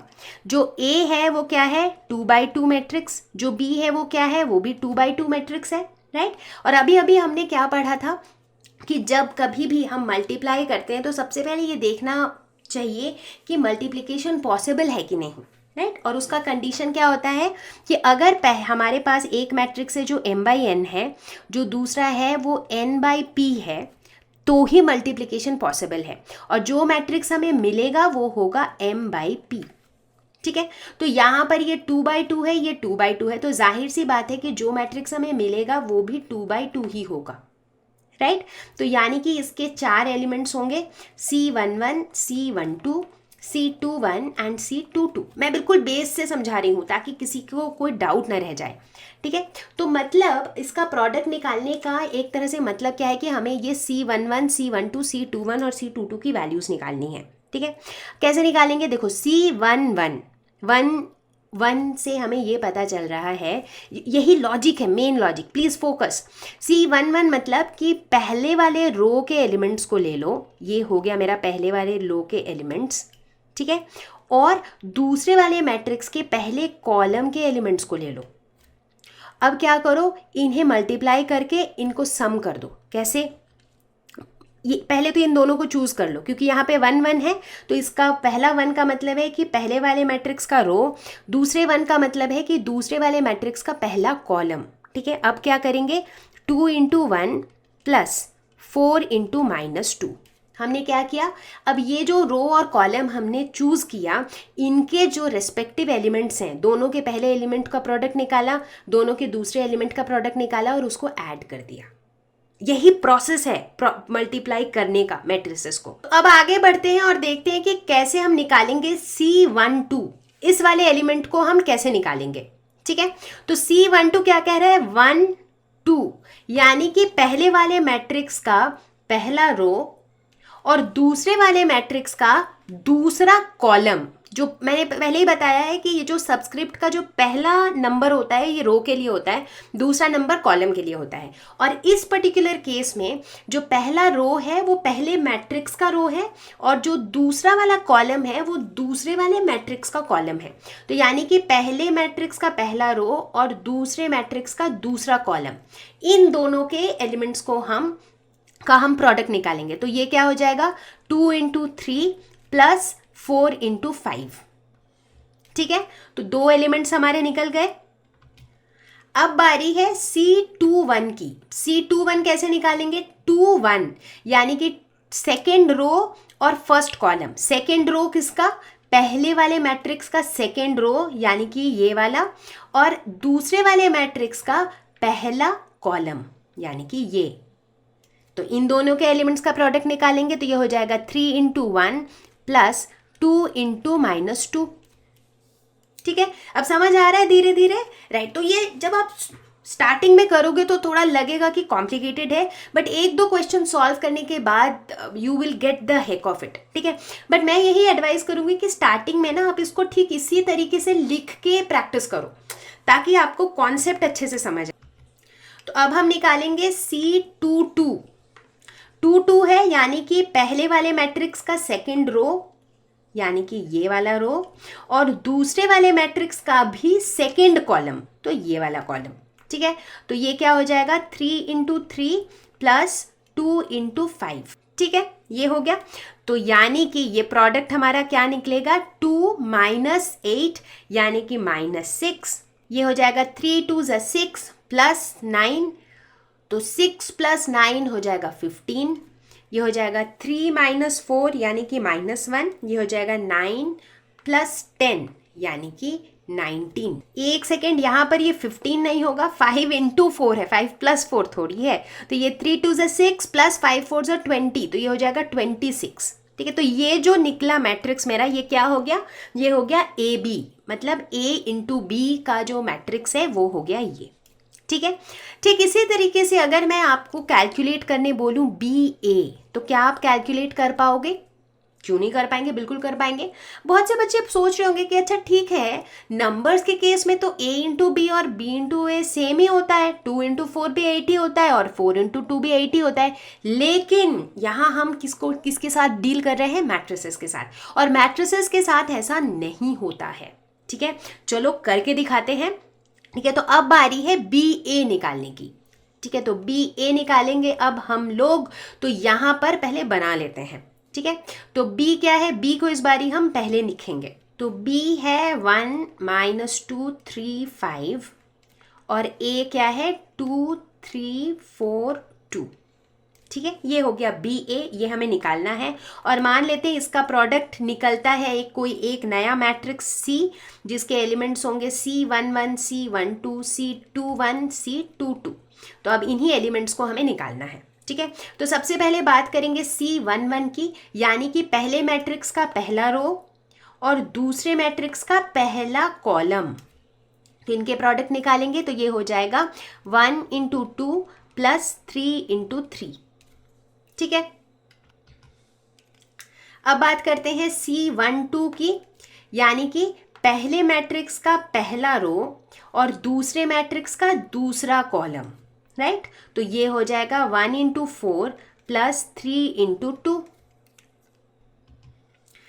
अब देखते हैं C21, यानी कि पहले वाले मैट्रिक्स का दूसरा रो और दूसरे वाले मैट्रिक्स का पहला कॉलम। इन दोनों के प्रोडक्ट निकालेंगे तो क्या करेंगे -2 × 2 + 5 × 3। अब फोकस करते हैं C22 पे, यानी कि पहले वाले मैट्रिक्स का दूसरा रो और दूसरे वाले मैट्रिक्स का दूसरा कॉलम। ठीक है, तो ये हो जाएगा -2 × 4 + 5 × 2। तो इसकी वैल्यू कितनी निकल जाएगी, ये हो जाएगा 2 × 1 = 2 + 3 × 3 = 9, तो ये हो जाएगा 11। 4 × 1 = 4 + 3 × 2 = 6, तो 6 + 4 हो जाएगा 10। -2 × 2 यानी कि -4 + 8, तो हो गया -4 + 5 × 3 दैट इज 15, तो 15 - 4 ये हो जाएगा 11। -2 × 4 यानी कि -8 + 10, तो ये हो जाएगा 2, तो ये हो जाएगा B × A। तो अब अगर हम कंपेयर करें कि जो AB की वैल्यू निकली थी वो कितनी थी, वो ये थी, और जो BA की वैल्यू निकली है वो ये है, तो क्या दोनों बराबर है? बिल्कुल भी नहीं। तो यहाँ से हमें साफ साफ पता लग रहा है कि AB जो प्रोडक्ट है दो मैट्रिसेस का, that is not necessarily equal to BA। ठीक है ना, तो इसीलिए इस मिथ में नहीं रहना है कि AB = BA होता है। सो बहुत सारी चीज़ें हैं जो नंबर्स के लिए ट्रू होती हैं, नंबर्स के ऑपरेशन के लिए ट्रू होती हैं, बट वो मैट्रिसेस के ऑपरेशन के लिए ट्रू नहीं होती है, और ये उनमें से एक है।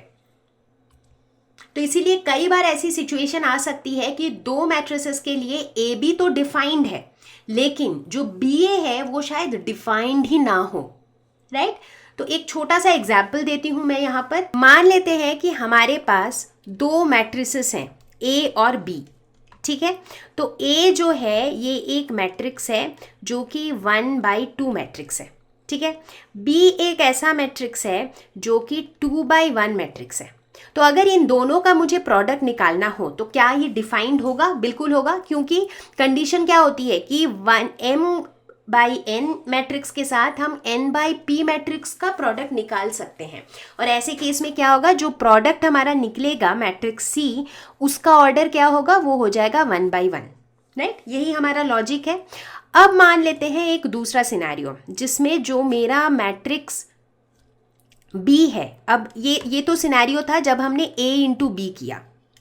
ठीक है, अब मान लेते हैं कि इन्हीं दोनों मैट्रिक्स के साथ अगर मैं B × A करना चाहूँ तो क्या हो जाएगा। B मेरा क्या है, 2/1 है, A क्या है, 1/2 है। ऐसे केस में अगर इन दोनों का हम प्रोडक्ट निकालें, यानी कि अगर हम BA निकालें, तो क्या ये डिफाइंड होगा? बिल्कुल होगा। 2/1 के साथ 1/2 मैट्रिक्स भी पॉसिबल है, बट इस केस में जो हमारा प्रोडक्ट मैट्रिक्स निकलेगा, यानी कि जो नया मैट्रिक्स C निकलेगा, इसका जो ऑर्डर होगा ये होगा 2/2। ठीक है, तो इस तरीके से तो ऐसे कई सिचुएशन ऐसे भी आ सकते हैं कि AB जो है वो तो हमारा डिफाइंड है, बट जो BA है वो डिफाइंड ही नहीं है, BA निकालना पॉसिबल ही नहीं है। राइट, तो इसीलिए AB के साथ BA का उस तरह से देखा जाए तो कुछ खास लिंकेज नहीं है। राइट, तो मुझे उम्मीद है कि इस एग्जाम्पल के साथ आपको मैट्रिसेस मल्टीप्लाई कैसे करना है वो तो समझ में आ गया होगा। और मैं दोबारा से रिपीट करती हूँ, टू स्टार्ट विथ, चूंकि मल्टीप्लिकेशन ऑफ मैट्रिक्स हल्का सा कॉम्प्लिकेटेड है, टू स्टार्ट विथ हमेशा बिल्कुल ऐसे बेसिक स्टेप से स्टार्ट करो।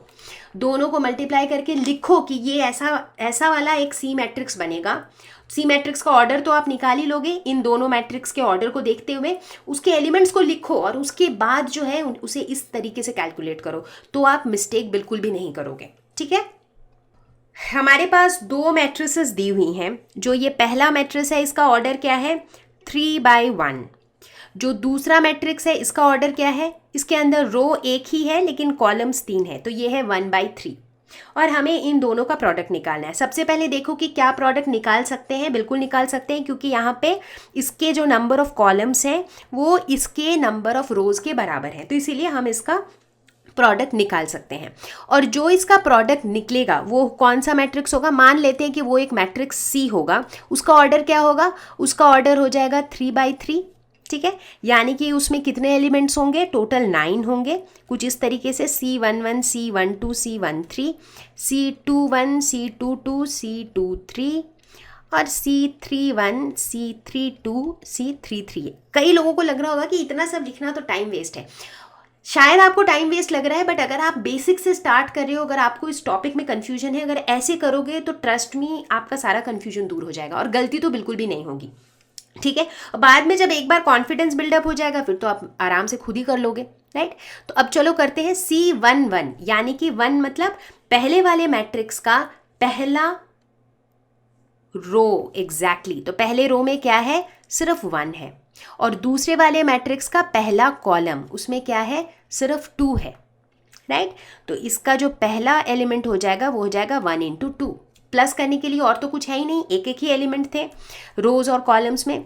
C12 यानी कि पहले वाले मैट्रिक्स का पहला एलिमेंट जो कि 1 है, और 2 यानी कि दूसरे वाले मैट्रिक्स का दूसरा कॉलम यानी कि 3, तो ये हो जाएगा 1 × 3। C13, 1 मतलब रो, पहले वाले मैट्रिक्स का पहला रो दैट इज 1, और दूसरे वाले मैट्रिक्स का तीसरा कॉलम यानी कि 4। ठीक है, C21 यानी कि पहले वाले मैट्रिक्स का दूसरा रो जो कि है 2, तो हो जाएगा 2 मल्टीप्लाई होगा पहले फर्स्ट कॉलम से, फिर सेकंड कॉलम से, फिर थर्ड कॉलम से, यानी कि 2 × 2 होगा पहले, फिर 2 × 3 होगा, फिर 2 × 4 होगा। ठीक उसी तरीके से 3 × 2 होगा, 3 × 3 होगा, 3 × 4 होगा। ठीक है, तो ये क्या आ जाएगा, 2, 3, 4, 4, 6, 8, 6, 9, 12। तो ये हो जाएगा इन दोनों मैट्रिसेस का प्रोडक्ट। ठीक है, आसान था। तो कई बार क्या होता है ना, बच्चे इस तरह के मैट्रिक्स को देख के कंफ्यूज हो जाते हैं कि यहाँ पर रो कौन सा है, कॉलम कौन सा है, बट कुछ कंफ्यूजन की ज़रूरत नहीं है, आप सिर्फ ये वाले प्रोसेस को फॉलो करो। ठीक है, कि भाई इतने कॉम्प्लिकेशन के साथ हमने मल्टीप्लिकेशन सीखा है, एक वर्ड प्रॉब्लम तो बनता है। Book shop of a particular school has 10 dozen chemistry books, 8 dozen physics books and 10 dozen economics books. ठीक है, their selling prices are ₹80, ₹60 and ₹40 each respectively. Find total amount book shop will receive from selling all the books using matrix algebra. तो यहाँ mention कर दिया कि भाई matrix algebra से निकालना है, वरना नॉर्मल अलजेब्रा से तो तुम ऐसे ही मल्टीप्लाई कर करके ऐड करके आंसर बता दोगे, राइट। तो इसके लिए क्या करना पड़ेगा, सबसे पहले तो मैट्रिसेस बनानी होंगी, राइट। तो एक मैट्रिक्स बनाते हैं जिसमें हम बुक्स के नंबर्स डालते हैं। ठीक है, तो हमारे पास कितने बुक्स हैं, हमारे पास हर सब कुछ दर्जन में दिया हुआ है, तो 1 डजन इज बेसिकली 12। सो 12 को हम बाहर ही रखते हैं मैट्रिक्स के, 12 के साथ लास्ट में मल्टीप्लाई कर देंगे। तो अंदर हम लिख सकते हैं, एक तो हमारे पास 10 डजन केमिस्ट्री बुक्स हैं, 8 डजन फिजिक्स बुक्स हैं और 10 डजन इकोनॉमिक्स बुक है। तो ये जो है ये हमारा एक मैट्रिक्स बन गया बुक्स का। ठीक है, दूसरा मैट्रिक्स बनेगा उनके प्राइसेस का। ठीक है, और प्राइसेस क्या क्या है, प्राइसेस है 80, 60 और 40 रिस्पेक्टिवली। ठीक है, अब हमें जो है टोटल अमाउंट कैसे मिलेगा, जब हम नंबर ऑफ बुक्स के साथ उनके सेलिंग प्राइस को मल्टीप्लाई करेंगे और सब कुछ को मल्टीप्लाई करने के बाद जब हम उन पूरे चीज़ को ऐड कर देंगे उससे हमें टोटल अमाउंट मिलेगा, राइट। तो इन दोनों को हमें क्या करना है, इनका प्रोडक्ट निकालना है। ठीक है, तो पहला वाला जो मैट्रिक्स है ये कैसा मैट्रिक्स है, ऑर्डर क्या है इसका, इसमें रो 1 है, कॉलम्स 3 है। इस केस में क्या है, कॉलम्स कितने हैं, इस केस में कॉलम 1 है, रोज 3 है, तो यानी कि ये 3/1 है। ठीक है, तो इनका प्रोडक्ट पॉसिबल है, बिल्कुल पॉसिबल है। और इनके प्रोडक्ट से हमें कैसा मैट्रिक्स मिलेगा? हमें ऐसा मैट्रिक्स मिलेगा जो 1 by 1 होगा, यानी कि उसमें एक ही एलिमेंट होगा, दैट इज C11। ठीक है, तो C11 मतलब पहले वाले मैट्रिक्स का जो पहला रो है उसको हमें मल्टीप्लाई करना है दूसरे वाले मैट्रिक्स के पहले कॉलम के साथ, यानी कि इनके रेस्पेक्टिव एलिमेंट्स को मल्टीप्लाई करना है और फिर उसे ऐड कर देना है। तो ये हो जाएगा 12 into 10 into 80 plus 8 into 60 plus 10 into 40। ठीक है, तो ये हो जाएगा 12 इंटू 800 प्लस 480 प्लस 400, तो ये हो जाएगा ₹20,160। तो इस तरीके से हमने इसे मैट्रिक्स अलजेब्रा से निकाला। यहाँ पर बताने वाली हूँ एक बहुत इंटरेस्टिंग बात। याद है जब हम नंबर्स के बारे में पढ़ते थे, हम कहते थे कि अगर दो नंबर्स का प्रोडक्ट 0 है, इसका मतलब है या तो दोनों नंबर 0 है या फिर दोनों में से एक नंबर 0 है। राइट, ऐसा ही कहते आए हैं हम, ऐसा ही होता आया है नंबर्स के साथ। बट मैट्रिसेस के साथ ऐसा नहीं होता है। कई बार ऐसा होता है कि दो मैट्रिसेस का प्रोडक्ट 0 होता है, बट दोनों में से कोई भी मैट्रिक्स 0 नहीं होता है। यकीन नहीं हो रहा है आपको? चलो एग्जाम्पल देखते हैं। एक A और एक B, और हमें साफ साफ दिख रहा है कि ना तो A इक्वल टू 0 है और ना ही B इक्वल टू 0 है। दोनों ही नॉन ज़ीरो या फिर नॉन नल मैट्रिसेस हैं। ठीक है, अब हम क्या करते हैं, इनका प्रोडक्ट निकालते हैं। AB, ये क्या ऑर्डर है? ये 2 by 2 मैट्रिक्स है, ये भी 2 by 2 मैट्रिक्स है। तो अगर इनका प्रोडक्ट हम निकालेंगे तो हमें क्या मिलेगा? एक मैट्रिक्स C मिलेगा जिसका ऑर्डर 2 by 2 होगा। तो यानी कि C11, C12, C21, C22, इस तरह के फॉर्म में हमें एक मैट्रिक्स मिलने वाला है। ठीक है, तो AB क्या हो जाएगा? C11, यानी कि पहले वाले मैट्रिक्स का पहला रो और दूसरे वाले मैट्रिक्स का पहला कॉलम, इनके एलिमेंट्स के हम मल्टीप्लाई करेंगे, फिर ऐड कर देंगे। तो ये हो जाएगा 0 इंटू 3 प्लस -1 इंटू 0। ठीक है, C12 कैसे निकलेगा? पहले वाले मैट्रिक्स का पहला रो और दूसरे वाले मैट्रिक्स का दूसरा कॉलम। राइट, तो ये हो जाएगा 0 इंटू 5 प्लस -1 इंटू 0। C21, यानी कि पहले मैट्रिक्स का दूसरा रो और दूसरे मैट्रिक्स का पहला कॉलम। तो ये हो जाएगा 0 इंटू 3 प्लस 2 इंटू 0। अब C22 क्या होगा? पहले का दूसरा रो और दूसरे का दूसरा कॉलम, तो होगा 0 इंटू 5 प्लस 2 इंटू 0। ठीक है, तो ये क्या हो जाएगा? ये पहला वाला पूरा हो जाएगा 0, ये भी पूरा हो जाएगा 0, ये भी 0 और ये भी 0। तो हमने क्या देखा कि AB इज इक्वल टू क्या निकल गया? AB तो 0 निकल गया, लेकिन ना तो A 0 है और ना ही B 0 है। तो यहाँ से हमें यह पता चला कि कई बार क्या होता है कि प्रोडक्ट ऑफ मैट्रिक्स तो 0 होता है, लेकिन A जो है वो भी नॉन ज़ीरो होता है और B जो है वो भी नॉन ज़ीरो होता है। तो ये भी एक ऐसी प्रॉपर्टी है जो नॉर्मली नंबर्स के लिए ट्रू नहीं होती है। नंबर्स में क्या होता है, अगर दो नंबर का प्रोडक्ट 0 है, इसका मतलब दोनों में से एक नंबर 0 है। राइट, बट मैट्रिसेस के लिए again that is not true. So ये भी एक ऐसा प्रॉपर्टी है जो मैट्रिसेस के लिए ट्रू नहीं है बट नंबर्स के लिए ट्रू है। ये वही वाली प्रॉपर्टीज हैं जो हम जनरली एडिशन, सब्ट्रैक्शन वगैरह में भी डिस्कस करते हैं। तो पहला प्रॉपर्टी है एसोसिएटिव लॉ, जो कहता है कि अगर हमारे पास 3 मैट्रिसेस हैं A, B और C, तो AB into C is equal to A into BC। तो प्रोडक्ट कैसे निकालते हैं वो तो हमने सीख ही लिया है, तो अभी इन चीज़ों को मैं प्रूव नहीं करूँगी अब, but this is the property which holds true for multiplication of matrices. Similarly distributive law भी ट्रू है। अगर हमारे पास 3 मैट्रिसेस हैं A, B, C, तो A into B plus C is equal to AB plus AC। ठीक उसी तरह से A plus B into C is equal to AC plus BC। और आप देख रहे होंगे कि दोनों ही केस में लास्ट में लिखा हुआ है कि whenever both sides of the equality are defined, यानी कि ऐसी कोई वैल्यू नहीं डाल सकते हैं जिससे दोनों साइड नॉट डिफाइंड हो गया।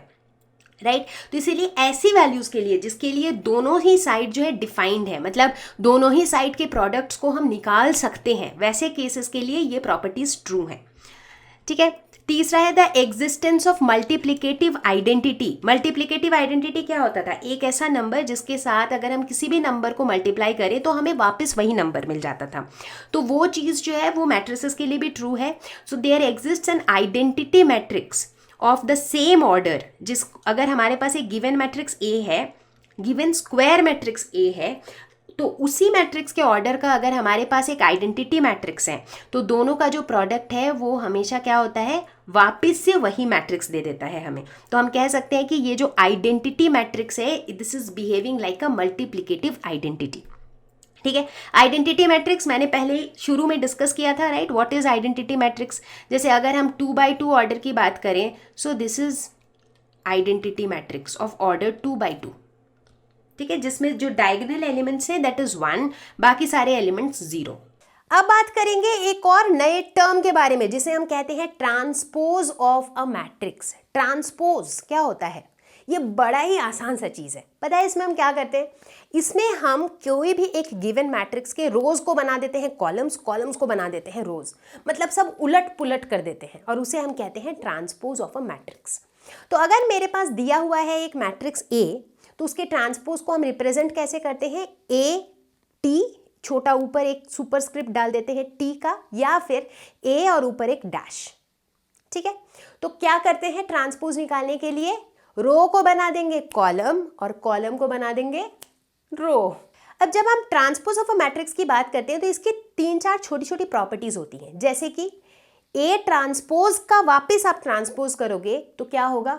आपको वापस ए मिल जाएगा, राइट। क्योंकि ए से ए ट्रांसपोज कैसे बनाया था हमने? रो को कॉलम, कॉलम को रो। अब जब ए ट्रांसपोज को वापस ट्रांसपोज कर देंगे तो क्या होगा?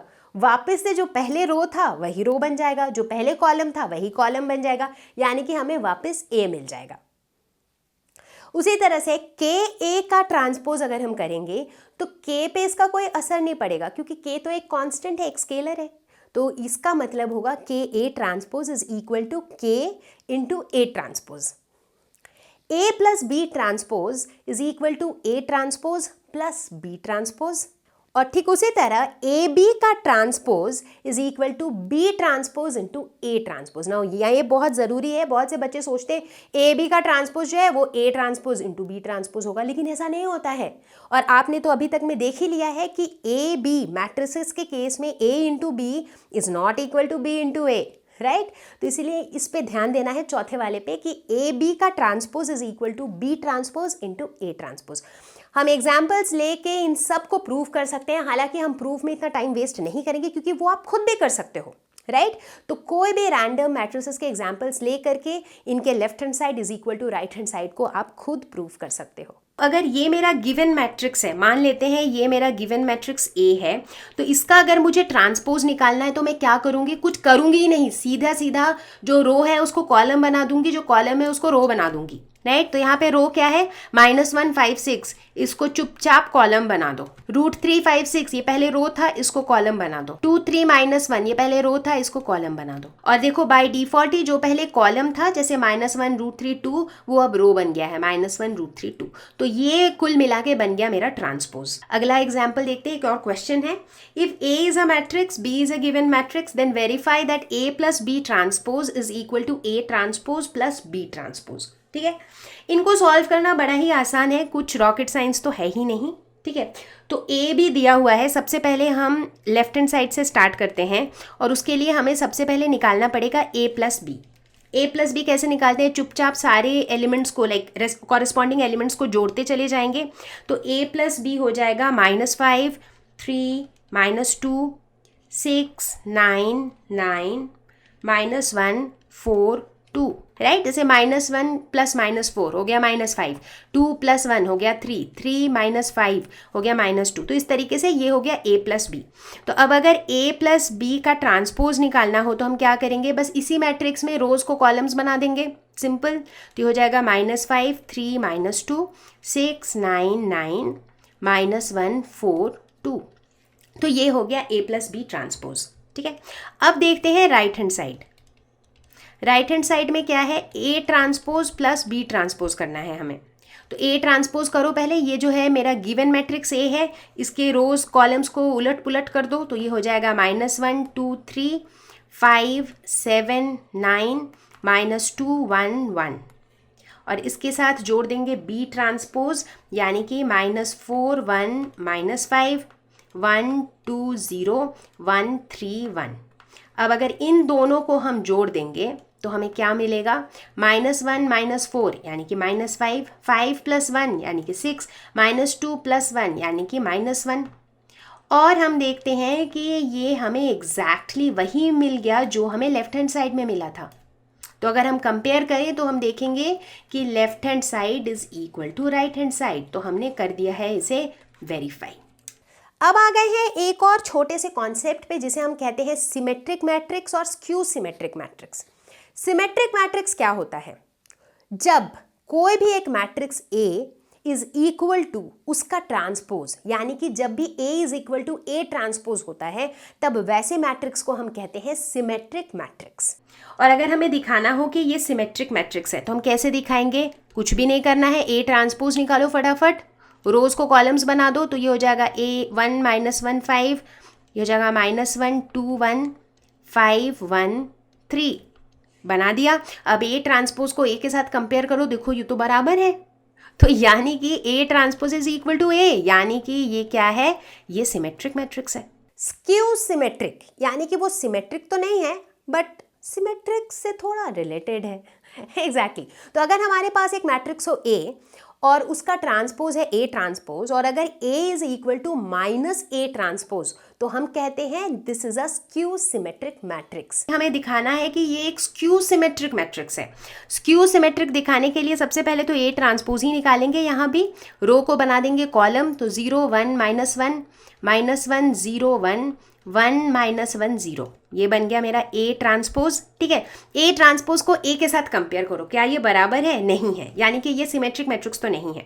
बट हम ये भी देखते हैं कि ये इसके बराबर है सिवाय इसके कि जो साइन है वो उल्टा है, राइट। तो चूंकि साइन उल्टा है तो अगर हम यहाँ से -1 को बाहर निकाल लें तो अंदर क्या बचेगा, सबके साइंस पलट जाएंगे, तो ये हो जाएगा -1, ये हो जाएगा +1, ये हो जाएगा +1, ये हो जाएगा -1, ये हो जाएगा -1, ये हो जाएगा +1, राइट। और ये अंदर वाला क्या है, जो अंदर वाला है वो बेसिकली A है, तो यानी कि A ट्रांसपोज जो है that is equal to -A, तो यानी कि ये किस तरह का मैट्रिक्स है, ये है स्क्यू सिमेट्रिक मैट्रिक्स। तो यहाँ पर हम बात करेंगे दो बहुत इंपॉर्टेंट थ्योरम्स की जो हमें आगे कुछ कुछ क्वेश्चंस में काम आने वाले हैं। पहला तो थ्योरम ये कहता है कि अगर हमारे पास कोई भी स्क्वायर मैट्रिक्स हो A, तो A + A ट्रांसपोज जो है वो हमेशा एक सिमेट्रिक मैट्रिक्स होता है, और A - A ट्रांसपोज हमेशा एक स्क्यू सिमेट्रिक मैट्रिक्स होता है। अगर आप चाहो तो इसे प्रूफ भी कर सकते हो, आपको इस तरह के क्वेश्चंस आ सकते हैं कि एक मैट्रिक्स दिया हुआ है A, पूछा जाएगा कि भाई प्रूफ करो A + A ट्रांसपोज जो है वो सिमेट्रिक है, या फिर A - A transpose Q symmetric है। ये आसान चीज़ें हैं, राइट, कुछ कॉम्प्लिकेटेड नहीं है, बट ये आ सकते हैं। ठीक उसी तरह से दूसरा थ्योरम कहता है कि any square matrix can be expressed as the sum of a symmetric and a skew symmetric matrix. किसी भी स्क्वायर मैट्रिक्स को हम एक सिमेट्रिक मैट्रिक्स और एक स्क्यू सिमेट्रिक मैट्रिक्स के सम की तरह रिप्रेजेंट कर सकते हैं। कैसे, कुछ इस तरीके से, अगर A हमारा एक गिवन मैट्रिक्स है तो हम कभी भी A को इस तरह से लिख सकते हैं, ½ of A + A transpose plus ½ of A - A transpose. और अभी पहले थ्योरम में हमने प्रूव किया कि A + A ट्रांसपोज सिमेट्रिक होता है और A - A transpose skew symmetric होता है, राइट। तो यानी कि हम इसे कैसे एक्सप्रेस कर रहे हैं, हम A को एक सिमेट्रिक और एक स्क्यू सिमेट्रिक मैट्रिक्स के सम की तरह रिप्रेजेंट कर पा रहे हैं। Express the matrices as sum of a symmetric and a skew symmetric matrix. तो अगर आपके पास इस तरह से एक मैट्रिक्स दिया हुआ है, यानी कि ये जो मैट्रिक्स दिया हुआ है ये क्या है, ये मेरा A है, और अभी अभी हमने थ्योरम में देखा कि किसी भी A को हम कैसे रिप्रेजेंट कर सकते हैं, 1/2 A + A transpose plus 1/2 A - A transpose. हम इस फॉर्म में किसी भी गिवन मैट्रिक्स को रिप्रेजेंट कर सकते हैं। तो ठीक है, फिर करते हैं। तो ये हो जाएगा 1/2 A + A ट्रांसपोज। सबसे पहले तो A ट्रांसपोज निकाल लेते हैं। A ट्रांसपोज क्या हो जाएगा, 3 5 जो कि पहले रो था उसको कॉलम बना देंगे, उसी तरह 1 - 1 को भी कॉलम बना देंगे, ये A ट्रांसपोज हो गया। अब A + A ट्रांसपोज, इनको ऐड करते चले जाएंगे, 3 + 3 5 + 1 1 + 5 -1 -1। अब उसी तरह से 1/2 A - A ट्रांसपोज, यानी कि 3 - 3 5 - 1 1 - 5 -1 -1 यानी कि -1 + 1। ठीक है, तो ये क्या हो जाएगा, ये हो जाएगा 1/2 6 6 6 -2 और इधर हो जाएगा 1/2 0 4 -4 0। तो अब 1/2 को हम सभी के साथ 1/2 कर देंगे तो ये हो जाएगा 3 3 3 -1 प्लस 0 -2 2 0। तो इस तरह से हम जो गिवन मेरा ए मैट्रिक्स था उसको sum of symmetric and skew symmetric matrix में रिप्रेजेंट कर दिया। मैट्रिसेस के ऊपर हम 6 बहुत ही इंटरेस्टिंग ऑपरेशंस कर सकते हैं जिससे वो मैट्रिक्स पूरा का पूरा ट्रांसफॉर्म हो जाता है। और ये 6 ऑपरेशंस जो हम करते हैं ये हम इनमें से 3 ऑपरेशन हम रोज पे करते हैं, 3 तरह के ऑपरेशंस हम कॉलम पे करते हैं। मतलब ये हैं सिमिलर टाइप के ऑपरेशंस, बट रोज पे भी किए जा सकते हैं और कॉलम्स पे भी अप्लाई किए जा सकते हैं। कुछ समझ नहीं आ रहा होगा शायद सुन के कि क्या ऑपरेशन, क्या रोज पे, क्या कॉलम्स पे। तो बेसिकली ये कुछ ऐसे ऑपरेशंस हैं जिससे हमारा जो गिवन मैट्रिक्स ए है वो कुछ और बन जाता है। तो बेसिकली हम अपने मर्जी के हिसाब से अगर मुझे ए को कुछ और बनाना है तो हम ये सारे ऑपरेशंस उस पर कर सकते हैं। और इस तरह के ऑपरेशंस को हम कहते हैं एलिमेंट्री ऑपरेशंस या फिर एलिमेंट्री ट्रांसफॉर्मेशंस, जिससे मैट्रिक्स ट्रांसफॉर्म हो जाता है। तो चलिए इसे ध्यान से देखेंगे और ध्यान से समझेंगे। सबसे पहला ऑपरेशन हम कर सकते हैं वो ये है कि इंटरचेंज ऑफ 2 रोज या फिर इंटरचेंज ऑफ 2 कॉलम्स। तो इसे हम कैसे डिनोट करते हैं? जैसे मान लेते हैं अगर हम कहते हैं कि इंटरचेंज ith एंड jth रो, ठीक है, तो इसे हम कैसे डिनोट करेंगे? यानी कि जो रो ith रो जो था, अब ये ith आपके मैट्रिक्स के हिसाब से 3rd रो अगर है तो आप लिखोगे R3, 2nd रो है तो लिखोगे R2, ठीक है। तो ith रो जो है अब क्या हो जाएगा, ये इंटरचेंज हो जाएगा jth रो से। तो इसे हम डिनोट करेंगे इस तरह के एक डबल साइडेड एरो से, यानी कि Ri अब Rj बन जाएगा, Rj Ri बन जाएगा, ठीक है। ठीक उसी तरीके से अगर हमें बताना हो कि interchange of ith and jth column, तब हम कैसे डिनोट करेंगे? कॉलम को हम C से डिनोट करेंगे, तो हम कहेंगे Ci जो है इंटरचेंज्ड विथ Cj, ठीक है। अब यहाँ पर लेते हैं हम एक एग्जाम्पल। तो एक एग्जाम्पल के तौर पे एक मैट्रिक्स लेते हैं 1 2 3 4 5 6 7 8 9। तो ये मैंने एक मैट्रिक्स लिया है 3x3 ऑर्डर का, ठीक है। अब अगर इस मैट्रिक्स पे मैं अप्लाई करती हूँ एक रूल, क्या रूल? कि R1 जो है that is interchanged with R2, यानी कि जो पहला रो है और जो दूसरा रो है वो आपस में इंटरचेंज हो जाएंगे। तो ये अप्लाई करने के बाद क्या हो जाएगा, हमारा जो नया मैट्रिक्स ट्रांसफॉर्म होने के बाद मैट्रिक्स कैसा हो जाएगा? ये हो जाएगा 4 5 6 1 2 3 7 8 9, ठीक है। तो समझ आया हम किस तरीके से ट्रांसफॉर्मेशन करते हैं? हम इस तरीके से लिखते हैं, R1 जो है वो R2 के साथ इंटरचेंज हो जाएगा और उसके बाद पूरा का पूरा R1 और R2 जो है वो इंटरचेंज हो जा रहा है और हमें क्या मिल रहा है? एक नया मैट्रिक्स, ठीक है। तो अब हम देखते हैं दूसरे ऑपरेशन को, multiplication of the elements of any row और column by a non zero number, ठीक है। तो मान लेते हैं कि अगर हमारा कोई भी रो है, लेट्स से ith रो है, अगर इस रो में हम सारे एलिमेंट्स के साथ चाहें तो एक पर्टिकुलर फिक्स्ड नंबर के साथ उन्हें मल्टीप्लाई कर सकते हैं। तो हम क्या कहेंगे कि Ri जो है अब क्या हो जाएगा? K इंटू Ri, यानी कि Ri ith रो में जितने भी एलिमेंट्स हैं वो सारे एलिमेंट्स को हम K से मल्टीप्लाई कर देंगे। उसी तरह अगर हमें इसे कॉलम पे अप्लाई करना हो तो हम कहेंगे Ci is equal to KCi, यानी कि एक पर्टिकुलर कॉलम के सारे एलिमेंट्स जो हैं उस पर्टिकुलर नंबर से मल्टीप्लाई हो जाएंगे, ठीक है। हम वापस से इसी वाले मैट्रिक्स पे एक एग्जांपल लेते हैं। मान लेते हैं ये जो हमारा गिवन मैट्रिक्स है, इसी मैट्रिक्स पे हम एक ऑपरेशन अप्लाई करते हैं। तो हम अप्लाई करते हैं ये वाला ऑपरेशन कि C2 जो है दैट बिकम्स 2C2। अब यहाँ पे ध्यान देना, जो एरो है ये डबल साइडेड नहीं है क्योंकि यहाँ पे इंटरचेंज नहीं हो रहा है। यहाँ पे सिर्फ इतना हो रहा है कि C2 जो है ये जाके बन जा रहा है 2 इंटू C2। तो अब क्या होगा, इस पर्टिकुलर मैट्रिक्स में अगर हम देखें कॉलम 1 में कोई चेंज नहीं है, कॉलम 1 है 1 4 7, लेकिन जो कॉलम 2 है वो 2 टाइम्स हो जाएगा, यानी कि कॉलम 2 के अंदर जितने भी एलिमेंट्स हैं इन सबको हम 2 से मल्टीप्लाई कर देंगे। तो 2 को 2 से मल्टीप्लाई करेंगे तो 4 हो जाएगा, 5 को 2 से मल्टीप्लाई करेंगे 10 हो जाएगा, 8 को 2 से मल्टीप्लाई करेंगे 16 हो जाएगा, और थर्ड कॉलम वापस से बराबर रहेगा, जैसा था वैसा ही रहेगा। ठीक है, तो ये बन जाएगा हमारा नया मैट्रिक्स आफ्टर ट्रांसफॉर्मेशन। ठीक है, तो ये हो गया हमारा दूसरा ऑपरेशन। अब जो तीसरा ऑपरेशन है वो कहता है कि the addition to the elements of any row और column, the corresponding elements of any other row और column multiplied by any non zero number. इसको शायद पढ़ के लग रहा है कि पता नहीं क्या ही कह रहा है, बट इतना कॉम्प्लिकेटेड है नहीं।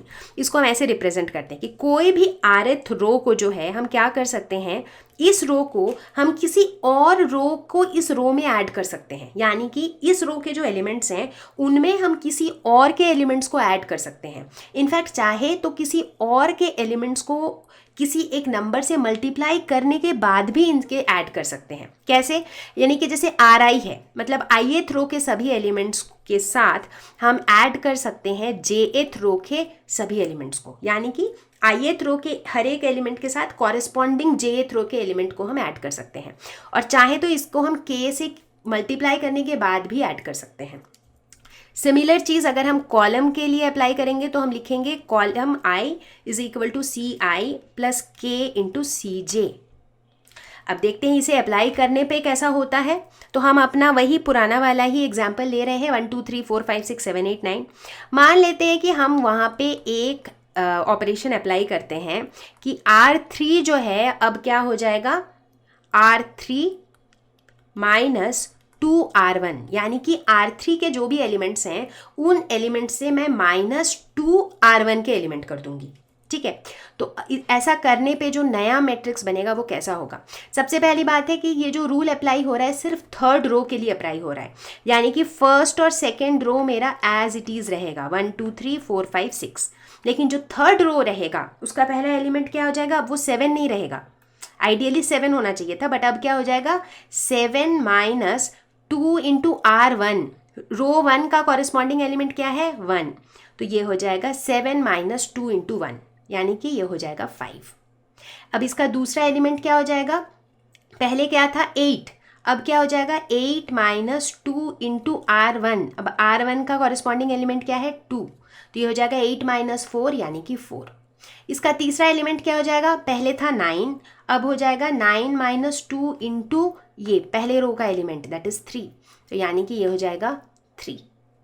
तो ये बन जाएगा हमारा नया मैट्रिक्स। थोड़ा सा शायद कॉम्प्लिकेटेड लगा होगा आपको, बट थोड़ा आराम से ध्यान लगा के समझो तो इट इज़ वेरी सिंपल। ये सेंटेंस के वर्ड्स पे मत जाओ, आप सिर्फ इनको देखो। तो ये 3 तरह से आप ट्रांसफॉर्मेशंस या फिर ऑपरेशंस लगा सकते हो। ठीक है, और इनका हम यूज़ कहाँ करेंगे, मेनली हम एलिमेंट्री इन ऑपरेशंस को हम कहते हैं एलिमेंट्री ऑपरेशन ऑफ मैट्रिक्स, और एलिमेंट्री ऑपरेशन का यूज़ हम मेजरली करते हैं इन्वर्स ऑफ अ मैट्रिक्स निकालने के लिए। ठीक है, तो जब भी हम इन्वर्स निकालेंगे, अभी हम उसके बारे में भी डिस्कस करेंगे, बट जब भी हम इन्वर्स निकालेंगे हमें ध्यान रखना है या तो हम ये ऑपरेशन रो के लिए अप्लाई करते जाएंगे या फिर हम ये ऑपरेशन कॉलम के लिए अप्लाई करते जाएंगे। ऐसा नहीं कि एक बार रो के लिए अप्लाई किया एक बार कॉलम के लिए अप्लाई किया। ठीक है, या तो रो के लिए करेंगे तो फिर लगातार रो के लिए करते चले जाएंगे, या तो कॉलम के लिए करेंगे तो लगातार कॉलम के लिए अप्लाई करते चले जाएंगे। ठीक है, एक बहुत ही इंपॉर्टेंट और इस लेसन का आखिरी कॉन्सेप्ट है इन्वर्टिबल मैट्रिक्स। क्या होता है इन्वर्टिबल मैट्रिक्स? मान लेते हैं हमारे पास एक गिवन मैट्रिक्स है A जो कि ऑर्डर M का है। ठीक है, अब मान लेते हैं कि एक और मैट्रिक्स है B जो कि सेम ऑर्डर का है। ठीक है, such that A into B is equal to I, that is identity matrix. तो हम क्या कहेंगे, हम कहेंगे कि B is inverse of A और in a way A is inverse of B। ठीक है, तो इसे हम कहेंगे, तो इस तरह के मैट्रिक्स A को हम कहेंगे इन्वर्टिबल मैट्रिक्स, यानी कि उसका हम इन्वर्स निकाल सकते हैं। जिस मैट्रिक्स का हम इन्वर्स निकाल सकते हैं उसे हम कहते हैं इन्वर्टिबल मैट्रिक्स। और इन्वर्स क्या होता है, मतलब वो मैट्रिक्स को जब हम उसके इन्वर्स से मल्टीप्लाई करेंगे तो हमें क्या मिलेगा, आइडेंटिटी मैट्रिक्स। ठीक है, ये होता है इन्वर्टिबल मैट्रिक्स। अब इन्वर्टिबल मैट्रिक्स के बारे में 3 बहुत इंपॉर्टेंट चीज़ें आपको पता होनी चाहिए। पहली बात, रेक्टेंगुलर मैट्रिक्स का इनवर्स एग्जिस्ट नहीं करता है, तो इनवर्स जो है ये सिर्फ स्क्वायर मैट्रिक्स का एग्जिस्ट करता है। दूसरी बात, अगर बी ए का इनवर्स है इसका मतलब ही ये है कि ए बी का इनवर्स है। तीसरी बात, अगर एक स्क्वायर मैट्रिक्स का इनवर्स एग्जिस्ट करता है तो वो इनवर्स यूनिक है, यानी कि एक स्क्वायर मैट्रिक्स का सिर्फ और सिर्फ एक ही इनवर्स होता है। अब आप पहुंचे हैं हम सबसे क्रिटिकल जंक्चर पे, जहां पर आके हमें एक मैट्रिक्स का इनवर्स निकालना है। तो अभी ही हमने काफ़ी सारे ट्रांसफॉर्मेशंस की बात करी थी, जो ऑपरेशंस की बात करी थी मैट्रिक्स के ऊपर, तो हम देखेंगे कि किस तरह से वो एलिमेंट्री ट्रांसफॉर्मेशंस के हेल्प से हम एक गिवन मैट्रिक्स का इनवर्स निकालते हैं। So without wasting any time, do we are towards the end, but please focus. बहुत इंपॉर्टेंट चीज जो बहुत से बच्चों को बहुत मुश्किल लगती है, using elementary transformations find the inverse of these matrices. तो यहाँ पर हमें एक मैट्रिक्स दिया हुआ है, लेट अस सपोज ये मेरा मैट्रिक्स ए है और मुझे इसका इनवर्स निकालना है, ठीक है। तो मैं आपको ये स्टेप बाय स्टेप समझाऊंगी और मैं चाहूँगी कि आप ये स्टेप बाय स्टेप ही हमेशा फॉलो करें जब भी आपको इनवर्स निकालना हो। सबसे पहले मैं ये स्क्रीन को डिवाइड कर लूँगी ताकि इस तरफ मैं स्टेप्स लिख सकूँ, ठीक है। हमारा पहला स्टेप क्या होगा? हमारा पहला स्टेप होगा, जो भी मेरा गिवन मैट्रिक्स ए है उसे हम कैसे लिखेंगे, A is equal to I into A, जहाँ पे आई आइडेंटिटी मैट्रिक्स है। हमने अभी पढ़ा था कि आइडेंटिटी मैट्रिक्स जो है that is like multiplicative identity, उसको अगर हम किसी भी मैट्रिक्स के साथ मल्टीप्लाई करें तो हमें वापस वही मैट्रिक्स मिल जाता है, ठीक है। तो हमारा कभी भी अगर हमें इनवर्स निकालना है तो ये हमारा पहला स्टेप होगा, ए इज इक्वल टू आई ए, ठीक है। उसके बाद हम क्या करेंगे, जो हमारा दूसरा स्टेप होगा उसमें हम क्या करेंगे, वी विल स्टार्ट अप्लाइंग रो और कॉलम ऑपरेशंस। अप्लाई रो और कॉलम एलिमेंट्री ट्रांसफॉर्मेशन या ऑपरेशन जो भी कहें। अब यहाँ पर एक बहुत इंपॉर्टेंट चीज़ ध्यान देनी है कि अगर आप रो ट्रांसफॉर्मेशन अप्लाई कर रहे हो तो आपको रो पे ही अप्लाई करते जाना है, अगर आप कॉलम पे अप्लाई कर रहे हो तो आपको कॉलम पे ही अप्लाई करते जाना है। ऐसा नहीं कि एक बार रो पे किया एक बार कॉलम पे किया, नहीं, वैसा नहीं करना है, ठीक है। अब ये कब तक अप्लाई करते चले जाएंगे, जब तक टिल लेफ्ट हैंड साइड पे हमें आई नहीं मिल जाता, यानी कि जब तक लेफ्ट हैंड साइड में हमें आइडेंटिटी मैट्रिक्स नहीं मिलता है तब तक हम ये रो ट्रांसफॉर्मेशन या फिर कॉलम ट्रांसफॉर्मेशन अप्लाई करते चले जाएंगे। फाइनली एक स्टेज आएगा जब हमें लेफ्ट हैंड साइड में हमने शुरू किया था ए से, बट ये ट्रांसफॉर्मेशन अप्लाई करते करते एक स्टेज आएगा जब लेफ्ट हैंड साइड में हमें आई मिल जाएगा। उस समय राइट हैंड साइड पे क्या होगा, क्योंकि हम ये जो ट्रांसफॉर्मेशंस अप्लाई कर रहे थे सिर्फ लेफ्ट हैंड साइड पे तो नहीं कर सकते, दोनों साइड पे कर रहे थे, राइट। तो बाय दैट टाइम ये जो आई था ये मेरा चेंज होके कोई दूसरा मैट्रिक्स बन चुका होगा, ठीक है। और यहाँ पर मेरा ये ए था, ये ए बस ए लिखा हुआ है। तो अब इसको देख के हमें क्या पता चल रहा है कि identity matrix is equal to A into what, A into ये जो भी मैट्रिक्स है that is basically A inverse, क्योंकि ए इनवर्स और ए को जब हम मल्टीप्लाई करते हैं तो हमें क्या मिलता है, हमें मिलता है आइडेंटिटी मैट्रिक्स, राइट। तो ये रहेगा हमारा लॉजिक इनवर्स निकालने के लिए, ठीक है। शायद बहुत से लोगों को अभी क्लियरली नहीं समझ आया होगा, इसीलिए अब हम इस क्वेश्चन को सॉल्व करेंगे, ठीक है। तो यहाँ पर हमें क्या दिया हुआ है, ए इज इक्वल टू 1 2 -1 3, ये हमारा गिवन ए है। हमारा पहला स्टेप क्या होगा, ए इज इक्वल टू आई ए, ठीक है, यानी कि ए इज इक्वल टू आई ए, ये हमारा पहला स्टेप होगा। तो ए को लिखते हैं 1 2 -1 3, दिस इज इक्वल टू आई को लिखेंगे 1 0 0 1 ए, हम इसको इस तरीके से लिखेंगे। अब हमारा नेक्स्ट स्टेप क्या है, अब हम इसमें रो या कॉलम ट्रांसफॉर्मेशन अप्लाई तब तक करते चले जाएंगे जब तक लेफ्ट हैंड साइड में हमें आइडेंटिटी मैट्रिक्स ना मिले। तो मान लेते हैं कि यहाँ पर हम रो ट्रांसफॉर्मेशंस करते हैं, ठीक है। तो आइडेंटिटी मैट्रिक्स पाने के लिए मुझे ये 1 को 0 करना पड़ेगा, इस 3 को भी 0 करना पड़ेगा, सॉरी, आइडेंटिटी मैट्रिक्स पाने के लिए हमें इस 2 को 0 करना पड़ेगा और हमें इस -1 को भी 0 करना पड़ेगा, राइट। तो ऐसा करने के लिए हम क्या कर सकते हैं, तो फिलहाल जो हमें समझ आ रहा है, एक तो हम ये कर सकते हैं कि जो R2 है यानी कि जो रो 2 है उसमें से हम -2R1 कर देते हैं, क्योंकि अगर 2 में से हम 2 × 1 सब्ट्रैक्ट कर देंगे, यानी कि 2 में से अगर हम 2 सब्ट्रैक्ट कर देंगे तो ये 0 हो जाएगा। तो चलो कम से कम एक तो 0 होगा, राइट। तो अगर हम ये अप्लाई करते हैं तो क्या होगा, पहला रो तो एज इट इज़ रहेगा, दूसरा रो में ये 0 हो जाएगा क्योंकि ये क्या हो जाएगा 2 - 2 × 1, और ये वाला क्या हो जाएगा 3 - 2 × -1, तो ये बन जाएगा 5। 5 कैसे हुआ, 3 - 3 × -1, तो ये क्या हो गया, सॉरी 3 - 2 × -1, तो ये हो गया 3 + 2 यानी कि 5। ठीक है, तो ये रफ कैलकुलेशन था, इसको हटा देती हूँ मैं ताकि कन्फ्यूजन क्रिएट ना हो। ठीक है, और इस तरफ क्या होगा, ये 1 0 0 1, इसके ऊपर भी लगेगा ये वाला हमारा ट्रांसफॉर्मेशन। तो यहाँ पर भी जो पहला रो है वो एज इट इज़ रहेगा, जो दूसरा रो है वो क्या बन जाएगा R2 - 2R1 यानी कि 0 - 2 × 1, तो ये हो जाएगा -2, ये हो जाएगा 1 - 2 × 0 यानी कि 1। ठीक है, तो अब क्या हमें आइडेंटिटी मैट्रिक्स मिली, नहीं मिली, लेकिन हमें तो आइडेंटिटी मैट्रिक्स ही लाना है। अब हम क्या कर सकते हैं, इस 5 को हमें 1 बनाना पड़ेगा, राइट। तो आसान तरीका एक क्या है कि R2 को जो है इसको बना देते हैं 1/5 R1, इसको 1/5 से मल्टीप्लाई कर देंगे तो ये मेरा 1 हो जाएगा, राइट। तो ये बन जाएगा 1 0 - 1 1, और इधर क्या हो जाएगा, इधर हो जाएगा ऊपर का R1 तो सेम रहेगा, नीचे का R2 जो है वो हो जाएगा -2/5 और 1/5 × A। ठीक है, यहाँ तक भी सही है। अब क्या करना है, अब ये काफ़ी करीब आ चुका है आइडेंटिटी मैट्रिक्स के, बस ये एक -1 रह गया है। इस -1 से हम कैसे छुटकारा पा सकते हैं, इसके लिए हम क्या कर सकते हैं, अगर -1 के साथ हम +1 कर दें, यानी कि इस -1 के साथ इसको ऐड कर दें, तो R1 के साथ रो 1 के साथ अगर हम रो 2 ऐड कर दें तो पहला वाला एलिमेंट में कोई इंपैक्ट नहीं आएगा क्योंकि 1 + 0 तो 1 ही रह जाएगा, लेकिन जो दूसरा वाला है उसमें -1 + 1 होके ये 0 बन जाएगा, राइट। तो इसीलिए अब हम क्या करेंगे, हम कहेंगे R1 को जो है वो हम कर देते हैं R1 + R2, तो इससे क्या हो जाएगा, ये बन जाएगा 1 0 0 1, और इधर क्या बन जाएगा, इधर R1 बन जाएगा 1 + -2/5, तो 1 - 2/5 क्या हो जाएगा 3/5।